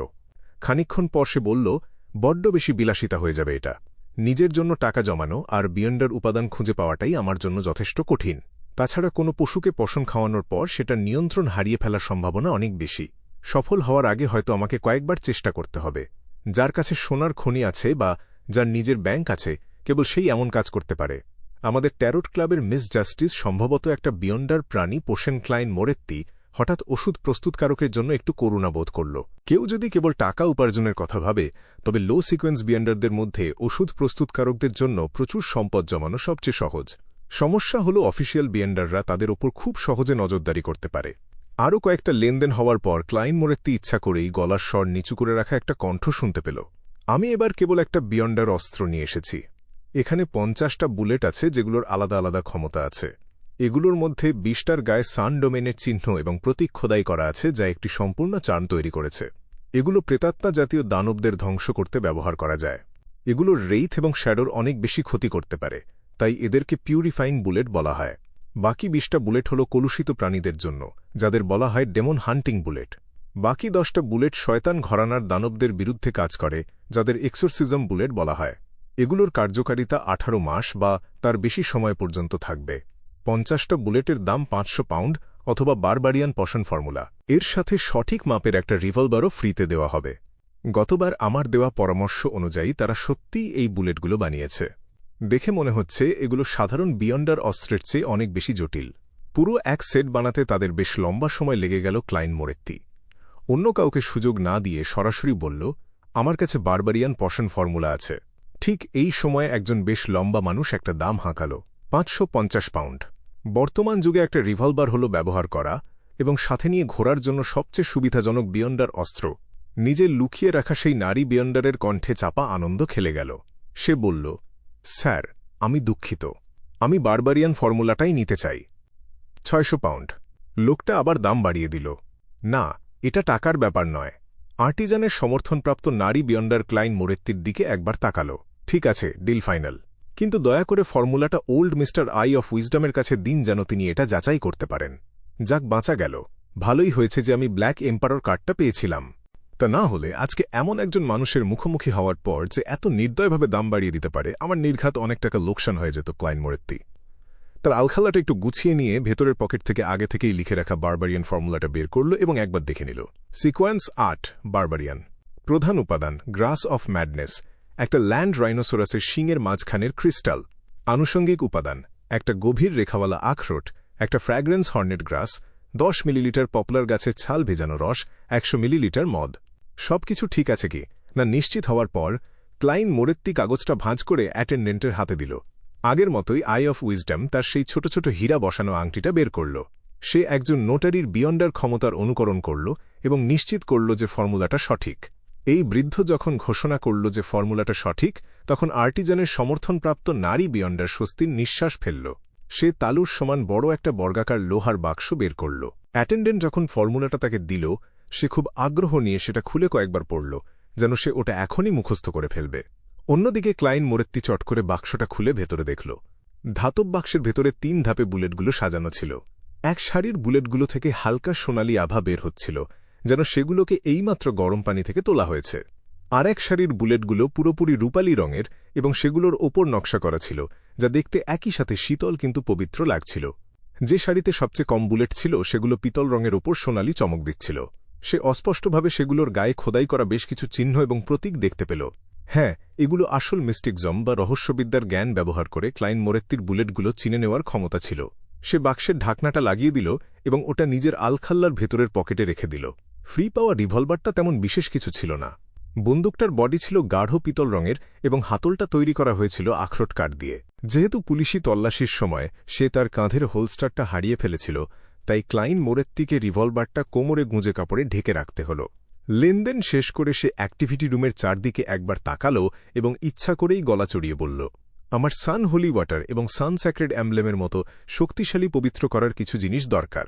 আমি এগুলোর জন্য সোনা দিয়ে দাম দিতে পারি, অথবা চাইলে কোনো ফর্মুলা দিয়েও অদলবদল করতে পারি, যেমন বারবারিয়ান এর পরবর্তী সিকোয়েন্স ব্রাইবার। অবশ্যই যদি মিস্টিকজম বা বিয়ন্ডার জগৎ সম্পর্কে কোনো প্রশ্ন থাকে যার উত্তর জানা দরকার, তবে আমি চেষ্টা করতে পারি, যদিও আমি গ্যারান্টি দিচ্ছি না যে সব উত্তর দিতে পারব। এসব শুনে ওষুধ প্রস্তুতকারক চোখ কপালে তুলল। তার মনে হচ্ছিল এই লোকটাই নির্ঘাত, সেই লাকি ছোকরা। কিন্তু সে তো এই সেদিন বিয়ন্ডার হল, তার কাছে এত দামি দামি জিনিস এলো কোত্থেকে? সে যত বেশি এটা নিয়ে ভাবতে লাগল, তার তত বেশি মেজাজ খারাপ হতে লাগল। তার মনে হতে লাগল যে সে হয়তো সেদিন ভুল সিদ্ধান্ত নিয়েছিল। ভাগ্যই হল আসল কথা। যে নারী বিয়ন্ডার বারবারিয়ান ফর্মুলাটা কিনেছিল, সে নিজেকে আর সামলাতে পারল না। সে প্রায় নিজের আসল গলাতেই বলে ফেলল, আমার কাছে তোমার দরকারি কোনো জিনিস নেই, কিন্তু আমি তোমাকে ক্যাশ টাকা দিতে পারি। 800 পাউন্ড। ক্লাইন মোরেত্তি তার মুখের আগায় চলে আসা ডিল শব্দটা কোনোমতে গিলে ফেলল। সে এক মুহূর্তের জন্য ভাবল এবং তারপর হাসল। আপাতত আমি কেবল অদলবদল করার কথাই ভাবছি। পরের গ্যাদারিংয়ে আমার আবার আসার সম্ভাবনা আছে। তুমি আগেভাগে দরকারি জিনিসগুলো খুঁজে রাখতে পারো। আপাতত নারী বিয়ন্ডার শব্দটা নিয়ে কিছুক্ষণ ভাবল এবং ধীরে ধীরে মাথা নাড়াল। ঠিক আছে। এরপর আর কেউ কিছু বলল না এবং ক্লাইন মোরেত্তির প্রয়োজনগুলোও মেটানো গেল না। ব্যাকলুন্ডে বা লোয়েন কিংডমে ইটার্নাল ব্লেজিং সানের অনুসারীদের ধর্মদ্রোহী হিসেবে গণ্য করা হয়, তাই সরকারি মাধ্যমের বাইরে এমন জিনিস খুব কমই পাওয়া যায়। ক্লাইন মোরেত্তি কিছুটা হতাশ হলেও খুব একটা চিন্তিত হল না। তার কাছে একটা বিকল্প পরিকল্পনা ছিল। তার পরিষ্কার মনে আছে যে মিস জিও একবার পবিত্র হওয়ার জন্য ইটার্নাল ব্লেজিং সানের একজন বিয়ন্ডার অনুসারীকে খুঁজেছিল। আর যে নারী ব্রাইবার ফর্মুলাটা পাওয়ার জন্য ব্যাকুল হয়ে আছে, সে নিশ্চয়ই ক্লাইন মোরেত্তির পছন্দের জিনিসগুলো পাগলের মতো খুঁজবে। ক্লাইন মোরেত্তি কথা বলা বন্ধ করে বাকিদের কথাবার্তা শুনতে লাগল। গ্যাদারিং যখন প্রায় শেষের দিকে, তখন সাধারণ গড়নের একজন অংশগ্রহণকারী, যার কোনো বিশেষ বৈশিষ্ট্য নেই, সে নিজের মুখের লোহার মুখোশটা একটু চেপে ধরল। সে খুব গম্ভীর কণ্ঠে বলল, আমার একটি প্রাপ্তবয়স্ক ব্ল্যাক উইডো স্পাইডারের সিল্ক গ্ল্যান্ড দরকার। একটি প্রাপ্তবয়স্ক ব্ল্যাক উইডো স্পাইডারের সিল্ক গ্ল্যান্ড শুনে খুব চেনা চেনা মনে হচ্ছে। কোথাও যেন এটার কথা শুনেছি। ক্লাইন মোরেত্তি ভ্রু কুঁচকাল। ডিভিনেশন বা ভাগ্য গণনা ব্যবহার না করেই সে মনে করার চেষ্টা করল এটা কোথায় শুনেছে। হঠাৎ তার মনে পড়ে গেল কেন এই নামটা এত চেনা লাগছে। এটি হল ডিমোনেস অফ প্লেজার পশনের অন্যতম প্রধান একটি উপাদান।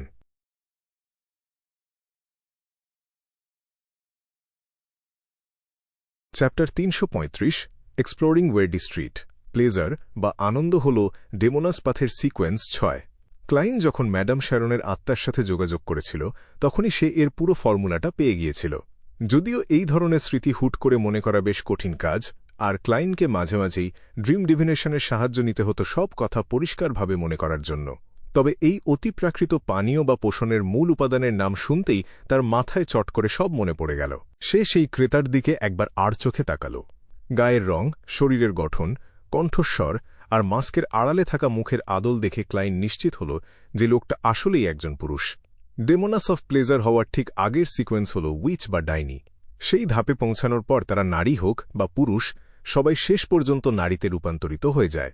কিন্তু এই লোকটাকে দেখে পরিষ্কার বোঝা যাচ্ছে যে সে মোটেও তেমন কিছু নয়। সে এখনও উইচ হতে পারেনি, তাহলে সে কেন ডেমোনাস অফ প্লেজার হওয়ার মূল উপাদান কিনছে? ক্লাইন মনে মনে ভাবল, লোকটা কি অন্য কারো হয়ে এই কেনাকাটা করছে? সে কি কোনো ডাইনি বা উইচের সঙ্গী অথবা কোনো অনুগত অনুচর? তবে ডেমোনাস সেক্ট হল অনেক পুরনো একটা রহস্যময় সংগঠন। তাদের কাছে তো এই ধরনের উপাদানের অভাব থাকার কথা নয়। তাদের যা স্বভাব তাতে সংগঠনের মৃত সদস্যদের ফেলে যাওয়া অতিপ্রাকৃত বৈশিষ্ট্য বা ক্যারেক্টারিস্টিক ব্যবহার করেই পোষণ তৈরি করার কথা। তবে কি এই ক্রেতার পেছনে থাকা সেই উইচের সাথে সংগঠনের যোগাযোগ বিচ্ছিন্ন হয়ে গেছে? এই সব ৭ মাস ভেবে ক্লাইনের মনে এক মুহূর্তের জন্য ইচ্ছা হল লোকটার পিছু নিতে, কিন্তু একটু গভীরভাবে চিন্তা করে সে সেই বুদ্ধি মাথা থেকে ঝেড়ে ফেলল। প্রথমত, আই অফ উইজডমের নজর এড়িয়ে কিভাবে সে ওই ক্রেতাকে খুঁজে বের করবে তা একটা বড় প্রশ্ন। দ্বিতীয়ত, ওই লোকটার আসল অবস্থা সম্পর্কে ক্লাইন কিছুই জানে না, আর এখন ডিভিনেশন করে দেখার মতো সময়ও তার হাতে নেই। তাই মনের কথা শুনে চুপচাপ থাকাই তার কাছে বুদ্ধিমানের কাজ বলে মনে হল। যদি সেখানে শুধু একজন উইচ না থেকে আরও শক্তিশালী কোনো অতিপ্রাকৃত সত্তাও তো পেতে থাকে। তাছাড়া উইচদের পদোন্নতি হয়ে ডেমোনাস অফ প্লেজার হওয়াটা আসলে একদিক দিয়ে ভালোই। আগের ধাপের ডাইনিরা সবসময় ধ্বংস আর সাধারণ মানুষের ক্ষতি করার ধান্দায় থাকে, কিন্তু ডেমোনাস অফ প্লেজার হয়ে গেলে তাদের পুরো ধ্যানজ্ঞান থাকে শুধু আনন্দের দিকে। সহজ কথায় বলতে গেলে তখন সমাজের জন্য তারা একটু কম বিপজ্জনক হয়ে দাঁড়ায়। ক্লাইন বিড়বিড় করে নিজেকে এই সান্ত্বনা দিল। একটি পূর্ণবয়স্ক ব্ল্যাক উইডো স্পাইডারের সিল্ক গ্ল্যান্ড বা রেশম গ্রন্থি বেশ দামি আর বিরল একটা অতিপ্রাকৃত উপাদান। ঠিক যেমন ক্লাইনের সিকোয়েন্স 6A ওঠার জন্য 1000 ফেসড হান্টারের পিটুইটারি গ্ল্যান্ড বা হিউম্যান স্কিন শ্যাডোর বৈশিষ্ট্য প্রয়োজন ছিল, এটাও ঠিক তেমনই মূল্যবান। এর দাম ব্যাকল্যান্ডের আধখানা বাড়ির সমান। তাই ক্রেতা যা দাম দিতে চাইল তাতে খুব একটা ইতিবাচক সাড়া পাওয়া গেল না। সঠিকভাবে বলতে গেলে ঘরের কেউ কোনো কথাই বলল না। পুরো আড্ডাটা একদম নিস্তব্ধ হয়ে গেল যতক্ষণ না সেই পেটমোটা অ্যাপোথেকারি তার ওষুধ বিক্রি করতে শুরু করল। আগের কয়েকবারের অভিজ্ঞতায় সে বেশ কিছু নিয়মিত কাস্টমার বানিয়ে ফেলেছে।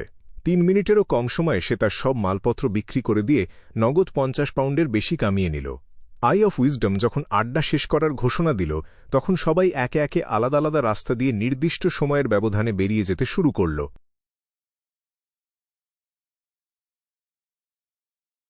ক্লাইন সবার মাঝখানের দিকে বেরিয়ে এলো।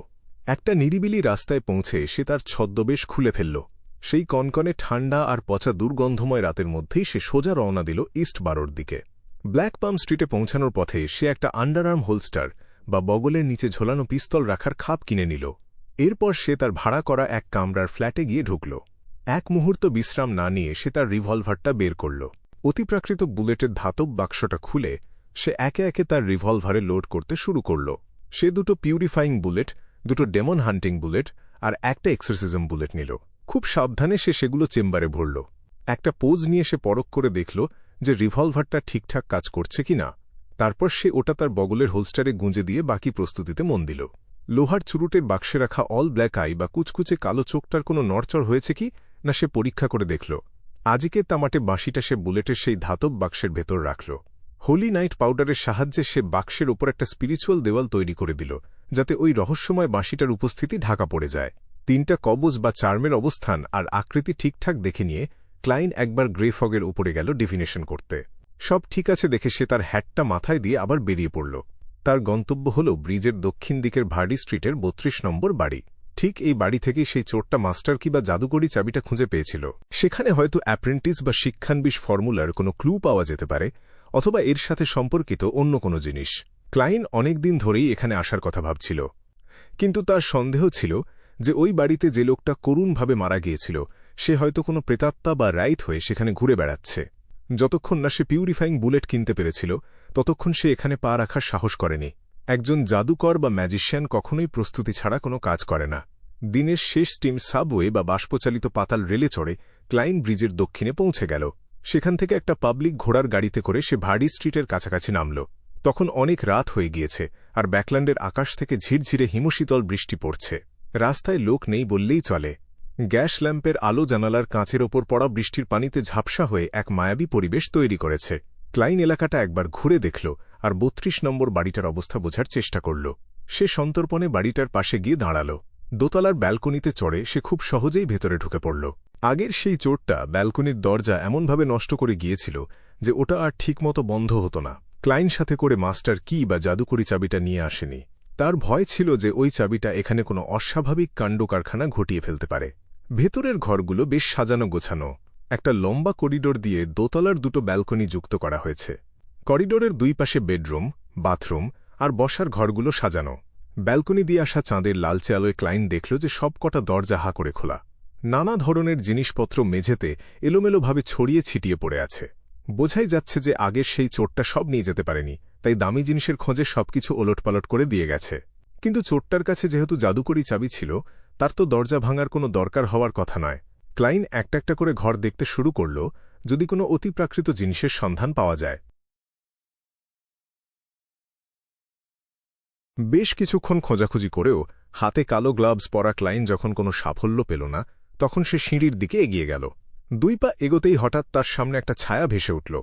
সিঁড়ির কোণের দেওয়ালে ঘেঁষে এক মূর্তি দাঁড়িয়ে আছে, পিঠ ফেরানো ক্লাইনের দিকে। তার ঘাড় অবধি লম্বা কুচকুচে কালো চুল। ক্লাইন আগে থেকেই স্পিরিট ভিশন বা আত্মার দৃষ্টি চালু করে রেখেছিল। সে ভালো করে কিছু দেখার আগেই মূর্তিটা নড়ে উঠল। মচমচ করে এক অদ্ভুত শব্দ হল। মূর্তির পিঠ দোতলার দিকেই ফেরানো রইল, কিন্তু মাথাটা পুরো ঘুরে গেল ক্লাইনের দিকে। চাঁদের অস্পষ্ট লালচে আলোয় দেখা গেল সেই মূর্তির চোখ দুটো কোটর থেকে ঠেলে বেরিয়ে আসছে। আতঙ্কে টলমল করছে তার দৃষ্টি। ধপাস ধপাস দুটো চোখের মণি ছিটকে মেঝেতে পড়ে গেল।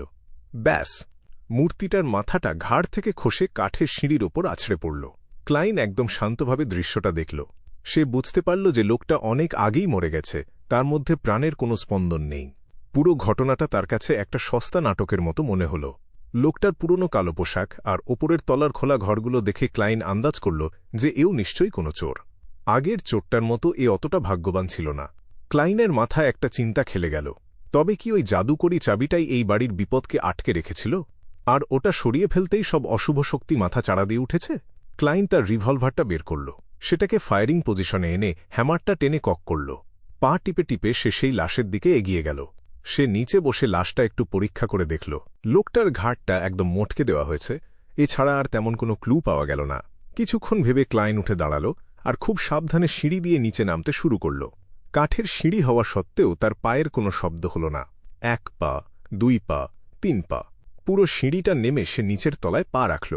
তার সামনেই একটা লম্বা করিডোর। চাঁদের লালচে আলোয় ব্যালকনির ছায়া দেখা যাচ্ছে। করিডোরের 2 পাশের সবকটা দরজা হাঁ করে খোলা, আর ভেতরে সব লণ্ডভণ্ড হয়ে আছে। কিন্তু এখানে কোনো বসার ঘর, ডাইনিং রুম বা রান্নাঘর নেই। এ তো সেই দোতলা। ক্লাইন দোতলা থেকে নিচে নামল, অথচ সে আবার সেই দোতলাতেই ফিরে এসেছে। পুরো সময়টাতে সে বিন্দুমাত্র কোনো অস্বাভাবিক কিছু বুঝতে পারেনি। ক্লাইন মোটেই ভয় পেল না, বরং সে আস্তে করে পেছন ফিরে তাকাল।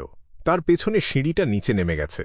সে বুঝতে পারল তার অতিপ্রাকৃত ক্ষমতা কেবল তখনই কাজ করে যখন কেউ সরাসরি তার ওপর অতিপ্রাকৃত শক্তি প্রয়োগ করে, যেমন স্বপ্ন বা আত্মার সাথে কথা বলার সময়, অথবা যদি সে বুঝতে পারে যে সে বাস্তবের জগতে নেই, কিন্তু হ্যালুসিনেশন বা চোখের ভুলকে আটকানোর ক্ষমতা তার এখনও নেই। ক্লাইন তার দেশলাই বাক্স থেকে এক হাতে কয়েকটা কাঠি বের করল। সে আবার নিচে নামতে শুরু করল, আর প্রতি কয়েক ধাপ পর পর একটা করে দেশলাই কাঠি নিচে ফেলতে লাগল। আবারও সে সিঁড়ির সেই কোণে পৌঁছে গেল যেখানে সেই মাথাকাটা লাশটা পড়েছিল। ঠিক সেই মুহূর্তে তার ঘাড়ের কাছে এক ঝলক বরফশীতল হাওয়া বয়ে গেল। ভয়ে তার গায়ের লোম খাড়া হয়ে উঠল। টাস! ক্লাইন একটা তুড়ি বাজাল। সাথে সাথে তার পেছন থেকে একটা আগুনের শিখা লকলক করে ছাদের দিকে উঠে গেল। মনে হল যেন এক অগ্নিদানব তার থাবা উঁচিয়ে ধরল, কিন্তু সেই আগুন কোনো কিছু পুড়িয়ে ফেলল না। ক্লাইন তার স্পিরিট ভিশন দিয়ে দেখার জন্য পেছন ফিরতে যাচ্ছিল, অমনি তার শরীরটা জমে বরফ হয়ে গেল। মনে হল যেন সে কনকনে শীতের কোনো জমে যাওয়া হ্রদে পড়ে গেছে। সে থরথর করে কাঁপতে শুরু করল। তার বাঁ হাতটা অজান্তেই নিজের ঘাড়ের দিকে এগোতে লাগল। ক্লাইন অনেক কষ্টে নিজের হাতটাকে নিয়ন্ত্রণ করল। সে একটা লম্বা দীর্ঘশ্বাস ফেলল। সে জোর করে নিজের বাঁ হাতটা পকেটে ঢুকাল। স্পিরিচুয়াল দেওয়ালটা সরিয়ে সে বুলেটের সেই ধাতব বাক্সটা খুলল। এরপর সে আজিকের তামাটে বাঁশিটা বের করে এক ঝটকায় সিঁড়ির ওপরের ফাঁকা জায়গায় ছুঁড়ে মারল। মুহূর্তের মধ্যেই তার শরীরের সেই হাড়কাঁপানো ঠান্ডা আর জড়তা উধাও হয়ে গেল। ক্লাইনের অতিপ্রাকৃত অনুভবে ধরা পড়ল যে এক অশুভ আর কুৎসিত প্রেতাত্মা বাতাসের মধ্যে লাফিয়ে উঠল, ঠিক যেন কোনো কুকুর তাকে ছুঁড়ে দেওয়া বল ধরার জন্য লাফ দেয়। ওই প্রেতাত্মা আজিকের তামাটে বাঁশিটাকে ধরার জন্য ঝাঁপিয়ে পড়ল। ক্লাইন মুচকি হাসল। সে তার ডান হাতটা তুলে বাঁশিটার দিকে লক্ষ্য স্থির করল। ট্রিগার টিপতে টিপতে সে ফিসফিস করে বলল, বাই বাই গুরুম। সেই হালকা সোনালি রঙের পিউরিফাইং বুলেটা বাতাসের বুক চিরে বেরিয়ে গেল, আর ঠিক সেই আবছা আর শীতল প্রেতাত্মার গায়ে গিয়ে বিঁধল। বাতাসে এক বুকফাটা চিৎকার প্রতিধ্বনিত হল। সোনালি আগুনের শিখায় এক মানুষের আদল ফুটে উঠল মাঝ আকাশে। উষ্ণ আর উজ্জ্বল সেই আলোয় সব অশুভ শক্তি আর অন্ধকার নিমেষেই ধুয়ে মুছে সাফ হয়ে গেল। টুং করে একটা শব্দ হল। আজিকের তামাটে বাঁশিটা নিচে পড়ে কয়েকবার ড্রপ খেয়ে গড়িয়ে একতলার লিভিং রুমে চলে গেল। ক্লাইন যখন চারপাশে তাকাল, সে দেখল সব পাল্টে গেছে। সেই মাথাকাটা লাশটা এখন আর সিঁড়িতে নেই। আসলে লোকটা মারা গিয়েছিল নিজের হাত দিয়ে নিজের গলা টিপে ধরে।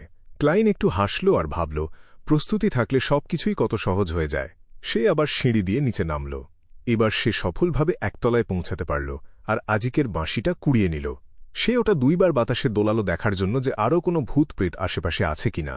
নিশ্চিত হল যে আর কোনো ঝামেলা নেই। সে ঠিক করল সে সরাসরি বেসমেন্ট বা মাটির নিচের তলায় যাবে। সিঁড়ি দিয়ে নিচে নেমে একটা দরজা পার হতেই সে সেই দৃশ্যটা দেখতে পেল যা সে তার ডিভিনেশনে দেখেছিল। একটা লম্বা টেবিলের ওপর রাখা আছে সেই বাদামি নোটবুকটা।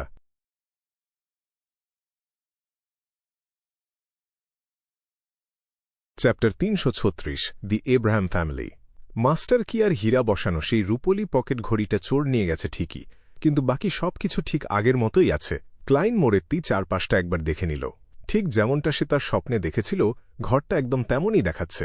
কালো লোহার পাত্র, কাঁচের জার আর ব্রোঞ্জের ল্যাম্পস্ট্যান্ডগুলো সব আগের মতোই ছড়ানো আছে।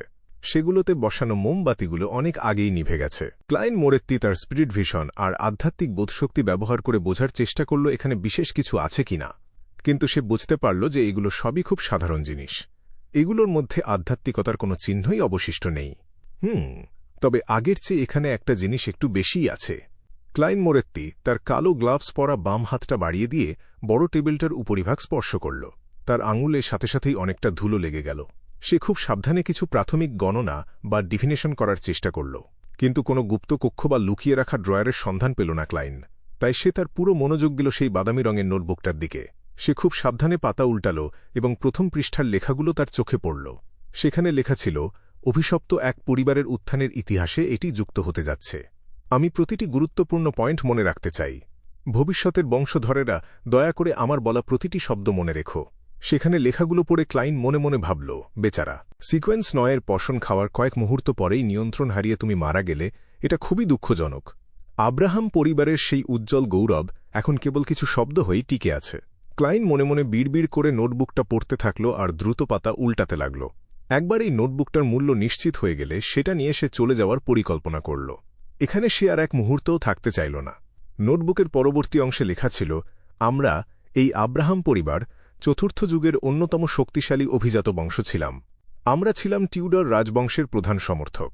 সেই যুগে লোয়েনের অগাস্টাস পরিবার, ফেসাকের আইনহর্ন পরিবার, ইন্টিসের শরণ পরিবার কিংবা ফেনাপ্টারের কাস্টিয়া পরিবার সবাই আমাদের দিকে তাকিয়ে থাকত। হ্যাঁ, তারা তখন দুর্বল ছিল না ঠিকই, কিন্তু আমরা ছিলাম তাদের চেয়েও অনেক বেশি শক্তিশালী। এমনকি লোকমুখে শোনা অ্যান্টিগোনাস পরিবার কিংবা জারাটুর পরিবারও আমাদের চেয়ে কিছুটা দুর্বল ছিল। দুর্ভাগ্যবশত 4 সম্রাটের যুদ্ধে আমাদের পরিবারের সেই গৌরব হারিয়ে যায়।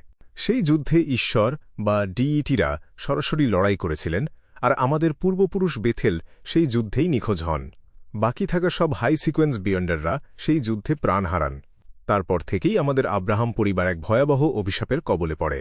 প্রজন্মের পর প্রজন্ম ধরে আমাদের পূর্বপুরুষেরা পরিবারের গৌরব ফিরিয়ে আনার চেষ্টা করেছেন, কিন্তু ব্যতিক্রমহীনভাবে তাদের সবাই পাগল হয়ে গেছেন এবং নিজেদের ওপর নিয়ন্ত্রণ হারিয়েছেন। তাদের মধ্যে কেউ কেউ হাই সিকোয়েন্স বিয়ন্ডার হওয়ার ঠিক আগে, আবার কেউ সিকোয়েন্স 7 বা 8-এ থাকাকালীন এই দশায় পড়েছেন। আর প্রতিবার নিয়ন্ত্রণ হারানোর ঘটনা পরিবারের জন্য ধ্বংসাত্মক হয়ে দেখা দেয়। অভিশপ্ত ব্যক্তিরা নিজেদের রক্তে খোদাই করা পরিবারের নাম পর্যন্ত ভুলে যায় এবং পরিবারের অন্য সদস্যদের ওপর নির্দয়ভাবে আক্রমণ করে। তারা তখন আস্ত একটা দানব ছাড়া আর কিছুই থাকে না। পরিবারকে টিকিয়ে রাখার জন্য আব্রাহাম পরিবার এক বেদনাদায়ক সিদ্ধান্ত নিল। তারা আর সবাই মিলে এক জায়গায় না থাকার সিদ্ধান্ত নিল।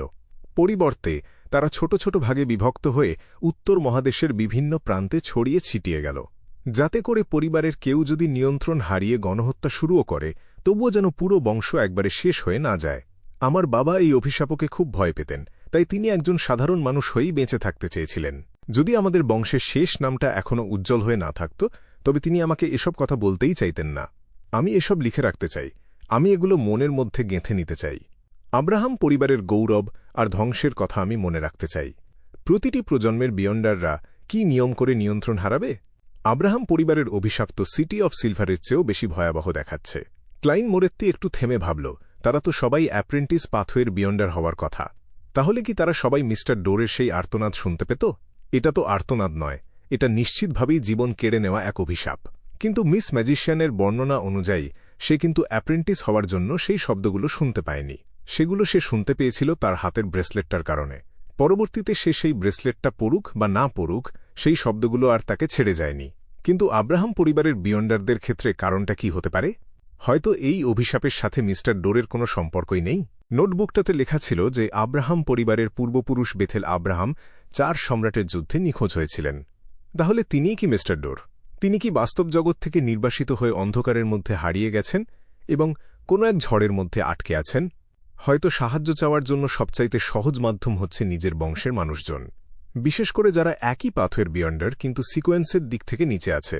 কিন্তু এটা তো চরম দুর্ভাগ্য যে পরিবারের সব শক্তিশালী বিয়ন্ডাররা মারা গেছেন। তাই তার সেই চিৎকার 1000 বছরেরও বেশি সময় ধরে পরিবারের ওপর অভিশাপ হয়ে জেঁকে বসেছে, যার ফলে পুরো আব্রাহাম পরিবার প্রায় বিলুপ্তির পথে চলে গেছে। এই কারণেই কি মিস্টার ডোর চতুর্থ যুগের ইতিহাস আর 4 সম্রাটের যুদ্ধের বিস্তারিত এত ভালো করে জানেন? আমার ধারণা যদি সত্যি হয় তবে বলতে হবে আব্রাহাম পরিবার সত্যিই খুব দুর্ভাগা। ক্লাইন মোরেত্তি ভাবল, নোটবুকের মালিকের লেখা এই কথাগুলো হয়তো 1000 বছরের ব্যবধানে কিছুটা বদলে যেতে পারে। পরিবারগুলো আলাদা হয়ে যাওয়ার কারণে তথ্যেরও হয়তো কিছুটা গড়মিল হতে পারে। 4 সম্রাটের যুদ্ধে ঈশ্বর বা ডিইটিরা সরাসরি যুদ্ধে অংশ নিয়েছিলেন? ক্লাইন কপাল কুঁচকাল এবং খুব দ্রুত নোটবুকের পাতাগুলো উল্টাতে থাকল।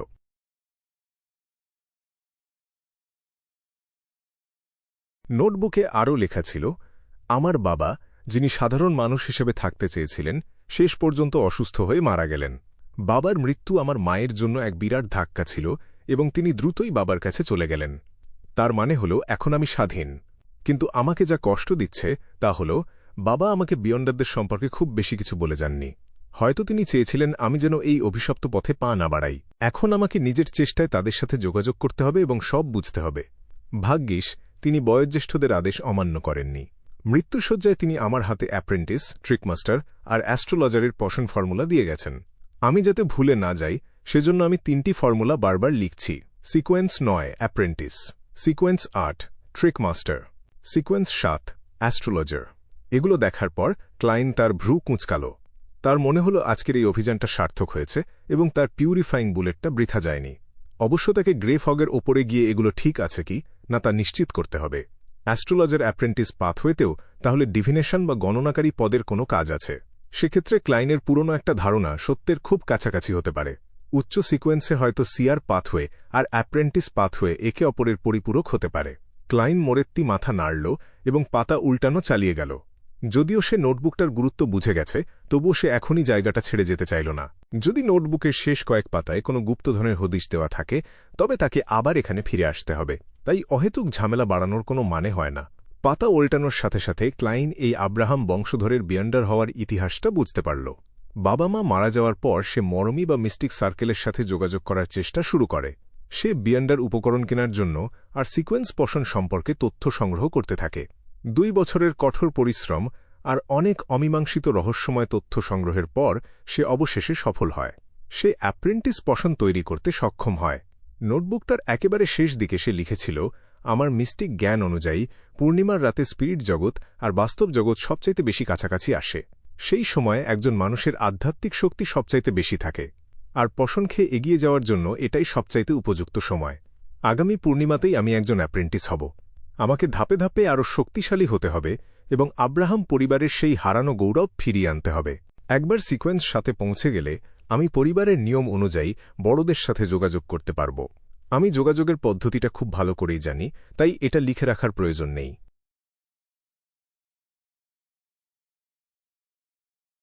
পূর্ণিমার রাতে পশন খেয়ে উন্নতি করা। ক্লাইন মোরেত্তি এক মুহূর্তের জন্য স্তব্ধ হয়ে গেল। সে অবচেতনভাবে তার বুকে ঘড়ির কাঁটার দিকে 4 বার হাত ঘুরিয়ে ক্রামসন মুন আঁকল। সে মনে মনে বলল, হে দেবী, তার অজ্ঞতার জন্য তাকে ক্ষমা করো। ক্লাইন মোরেত্তি এখন মোটামুটি বুঝতে পারছে কেন লোকটা সাথে সাথেই নিয়ন্ত্রণ হারিয়ে মারা গিয়েছিল। তার ধারণা অনুযায়ী আব্রাহাম পরিবারের 1000 বছরের সেই অভিশাপ হয়তো পূর্ণিমার রাতে মিস্টার ডোরের সাহায্যের আকুতির সাথে জড়িত। আর সেই লোকটা কিনা পূর্ণিমার রাতেই অ্যাপ্রেন্টিস পশন খাওয়ার সিদ্ধান্ত নিল। সেক্ষেত্রে পশনের প্রভাব কাটতে না কাটতেই সে সেই কাল্পনিক বিড়বিড় শব্দগুলো শুনতে পেয়েছিল। তখন তার আধ্যাত্মিক শক্তিও ছিল খুব অস্থিতিশীল অবস্থায়, আর তাই সে শব্দটা শুনে সাথে সাথেই ফেটে গিয়েছিল। ভাগ্যিস আমি তখন যে হর্নেসিস ফ্লেগ্রিয়া শব্দগুলো শুনেছিলাম সেগুলো প্রাণঘাতী ছিল না। ক্লাইন মোরেত্তি অবচেতনভাবেই একটা দীর্ঘশ্বাস ফেলল। তারপর সে মাস্টার কিরো বিচিত্র আচরণের কথা ভাবল এবং তার মনে একটা নতুন ধারণা উঁকি দিল। মাস্টার কি শুধুমাত্র একজন অ্যাপ্রেন্টিস বিয়ন্ডারের বৈশিষ্ট্যের সমন্বয় তৈরি হয়নি, এর পেছনে মিস্টার ডোর এর সেই কাল্পনিক বিড়বিড় শব্দগুলোরও প্রভাব রয়েছে। তাই মাঝে মাঝেই এই মাস্টার কি তার মালিককে ভুল পথে নিয়ে যায় এবং তাকে বিপজ্জনক পরিস্থিতিতে ফেলে দেয়। এটাকেও এক ধরনের অভিশাপ বলা যেতে পারে। সবকিছু বিচার করলে মিস্টার ডোর যে আব্রাহাম পরিবারের পূর্বপুরুষ বেথেল হওয়ার সম্ভাবনা বেশি তা স্পষ্ট। উফ, ক্লাইন একটা দীর্ঘশ্বাস ফেলল যখন সে দেখল সেখানে আর কোনো লুকানো সম্পদের তথ্য নেই। সে বাদামি নোটবুকটা নিল এবং বেজমেন্ট থেকে বেরিয়ে আসল। সে আজিকের সেই তামার বাঁশিটা হাতে নিল এবং যে পথে এসেছিল সেই পথেই ফিরে যেতে থাকল। বারান্দায় পৌঁছানোর পর সে তার বাম হাত তুলল এবং তুড়ি বাজাল। সিঁড়িতে ছড়িয়ে থাকা ম্যাচকাঠিগুলো লাল আলোয় জ্বলে উঠল। সেগুলো দ্রুতই নিভে গেল এবং সেখানে কেবল সামান্য পুড়ে যাওয়ার দাগ থেকে গেল। ইস্ট বড় এলাকায় গিয়ে ছদ্মবেশ খুলে ফেলে ক্লাইন মধ্যরাতের আগেই মিন্স্ক স্ট্রিটে ফিরে আসল। সে সরাসরি গ্রে ফগের ওপর চলে গেল এবং স্পিরিট ডাউসিং ব্যবহার করে 3টি ফর্মুলার সত্যতা যাচাই করল। কিছুক্ষণ পরেই সে টেবিলের ওপর দ্য ওয়ার্ল্ডের একটা ছায়া তৈরি করল। ক্লাইন যখন দ্য ওয়ার্ল্ডকে নিয়ন্ত্রণ করতে যাবে তখনই সে তার কপালে হাত দিয়ে একটা থাপ্পড় মারল। সে প্রায় ভুলেই গিয়েছিল যে সে অল ব্ল্যাক আইকে বাস্তব জগতে ফিরিয়ে নিয়ে এসেছে। কিছুটা ঝক্কি সামলে সে দ্য ওয়ার্ল্ডকে সেই বিশাল প্রাসাদের সামনে হাজির করল এবং চারপাশটা একটা সাধারণ ঘরের মতো বদলে ফেলল। তারপর সে দ্য ওয়ার্ল্ডকে খুব ভক্তিশ্রদ্ধার ভঙ্গিতে বসাল। দ্য ওয়ার্ল্ড একটা খসখসে গলায় বলল, হে দ্য ফুল, যিনি এই যুগের নন, দয়া করে মিস ম্যাজিশিয়ানকে জানাবেন যে আমি ট্রিক মাস্টার পশান ফর্মুলা পেয়ে গেছি। আমি আশা করছি সে এর বিনিময়ে সান ডোমেইনের এমন কোনো জিনিস দেবে যা পবিত্রকরণ এবং ভূত তাড়ানোর কাজে দক্ষ। যদি এই জিনিসের মূল্য সমান না হয় তবে আমি অতিরিক্ত গোল্ড পাউন্ড দিয়ে সেটা পূরণ করতে রাজি আছি। দ্য ওয়ার্ল্ডকে নিয়ন্ত্রণ করার পর ক্লাইন পুরো দৃশ্যটাকে একটা আলোর গোলকের মতো তৈরি করল এবং সেটা পাঠিয়ে দিল দ্য ম্যাজিশিয়ানকে নির্দেশ করা সেই লাল রঙের নক্ষত্রের দিকে। তার পরিষ্কার মনে আছে যে গতবার যখন মিস শিও নিজেকে পবিত্র করার জন্য কাউকে খুঁজছিলেন তখন মিস ম্যাজিশিয়ান সেখানে উপস্থিত ছিলেন।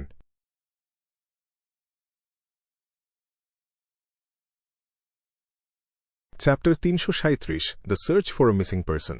ফোর্সওয়াল তার ডেস্কের ক্যালেন্ডারটা টেনে নিল। সামনের পূর্ণিমা কবে সেটা দেখে নিয়ে একটা কলম দিয়ে গোল দাগ দিল। সে মনে মনে একটা সিদ্ধান্ত নিয়েছে। আবার যখনই সেই ভয়ঙ্কর আর অস্পষ্ট আবলতাবল আওয়াজ শুনতে পাবে অমনি সে দ্য ফুল এর নাম জপ করবে। ধূসর কুয়াশার ওপারে গিয়ে সেই যন্ত্রণাদায়ক সময়টুকু পার করে দেবে সে। জীবনটা আসলে মাঝে মাঝে বেশ আশার আলো দেখায়। নিজের হাতে থাকা উপন্যাসটা বন্ধ করল ফোর্স। দেয়ালের লোহার গ্রিলের ভেতরে থাকা গ্যাসের বাতিটা নেভানোর জন্য হাত বাড়াল সে। ঠিক সেই মুহূর্তে ফোর্সের চোখের সামনে একটা আলোর ঝলকানি দেখা গেল। সে দেখতে পেল সীমাহীন এক ধূসর কুয়াশা। সেই কুয়াশার ভেতর এক বিশাল প্রাচীন প্রাসাদের চূড়ায় বসে আছেন এক মহিমান্বিত সত্তা। তার সামনে একজন মানুষ খুব ভক্তিভরে প্রার্থনা করছে। যখন সেই কণ্ঠস্বর ওর কানে এসে পৌঁছাল ভয়ে আর খুশিতে প্রায় লাফিয়ে উঠল ফোর্স। যে ট্রিকমাস্টার ফর্মুলাটা সে এতদিন ধরে হন্যে হয়ে খুঁজছে সেটা এত সহজে পাওয়া গেল। সে কত বিয়ন্ডার গ্যাদারিংয়ে গিয়েছে কিন্তু কোথাও এই ফর্মুলার কোনো হদিশ মেলেনি। আর এখন কিনা এত সহজে ওটা চলে এলো।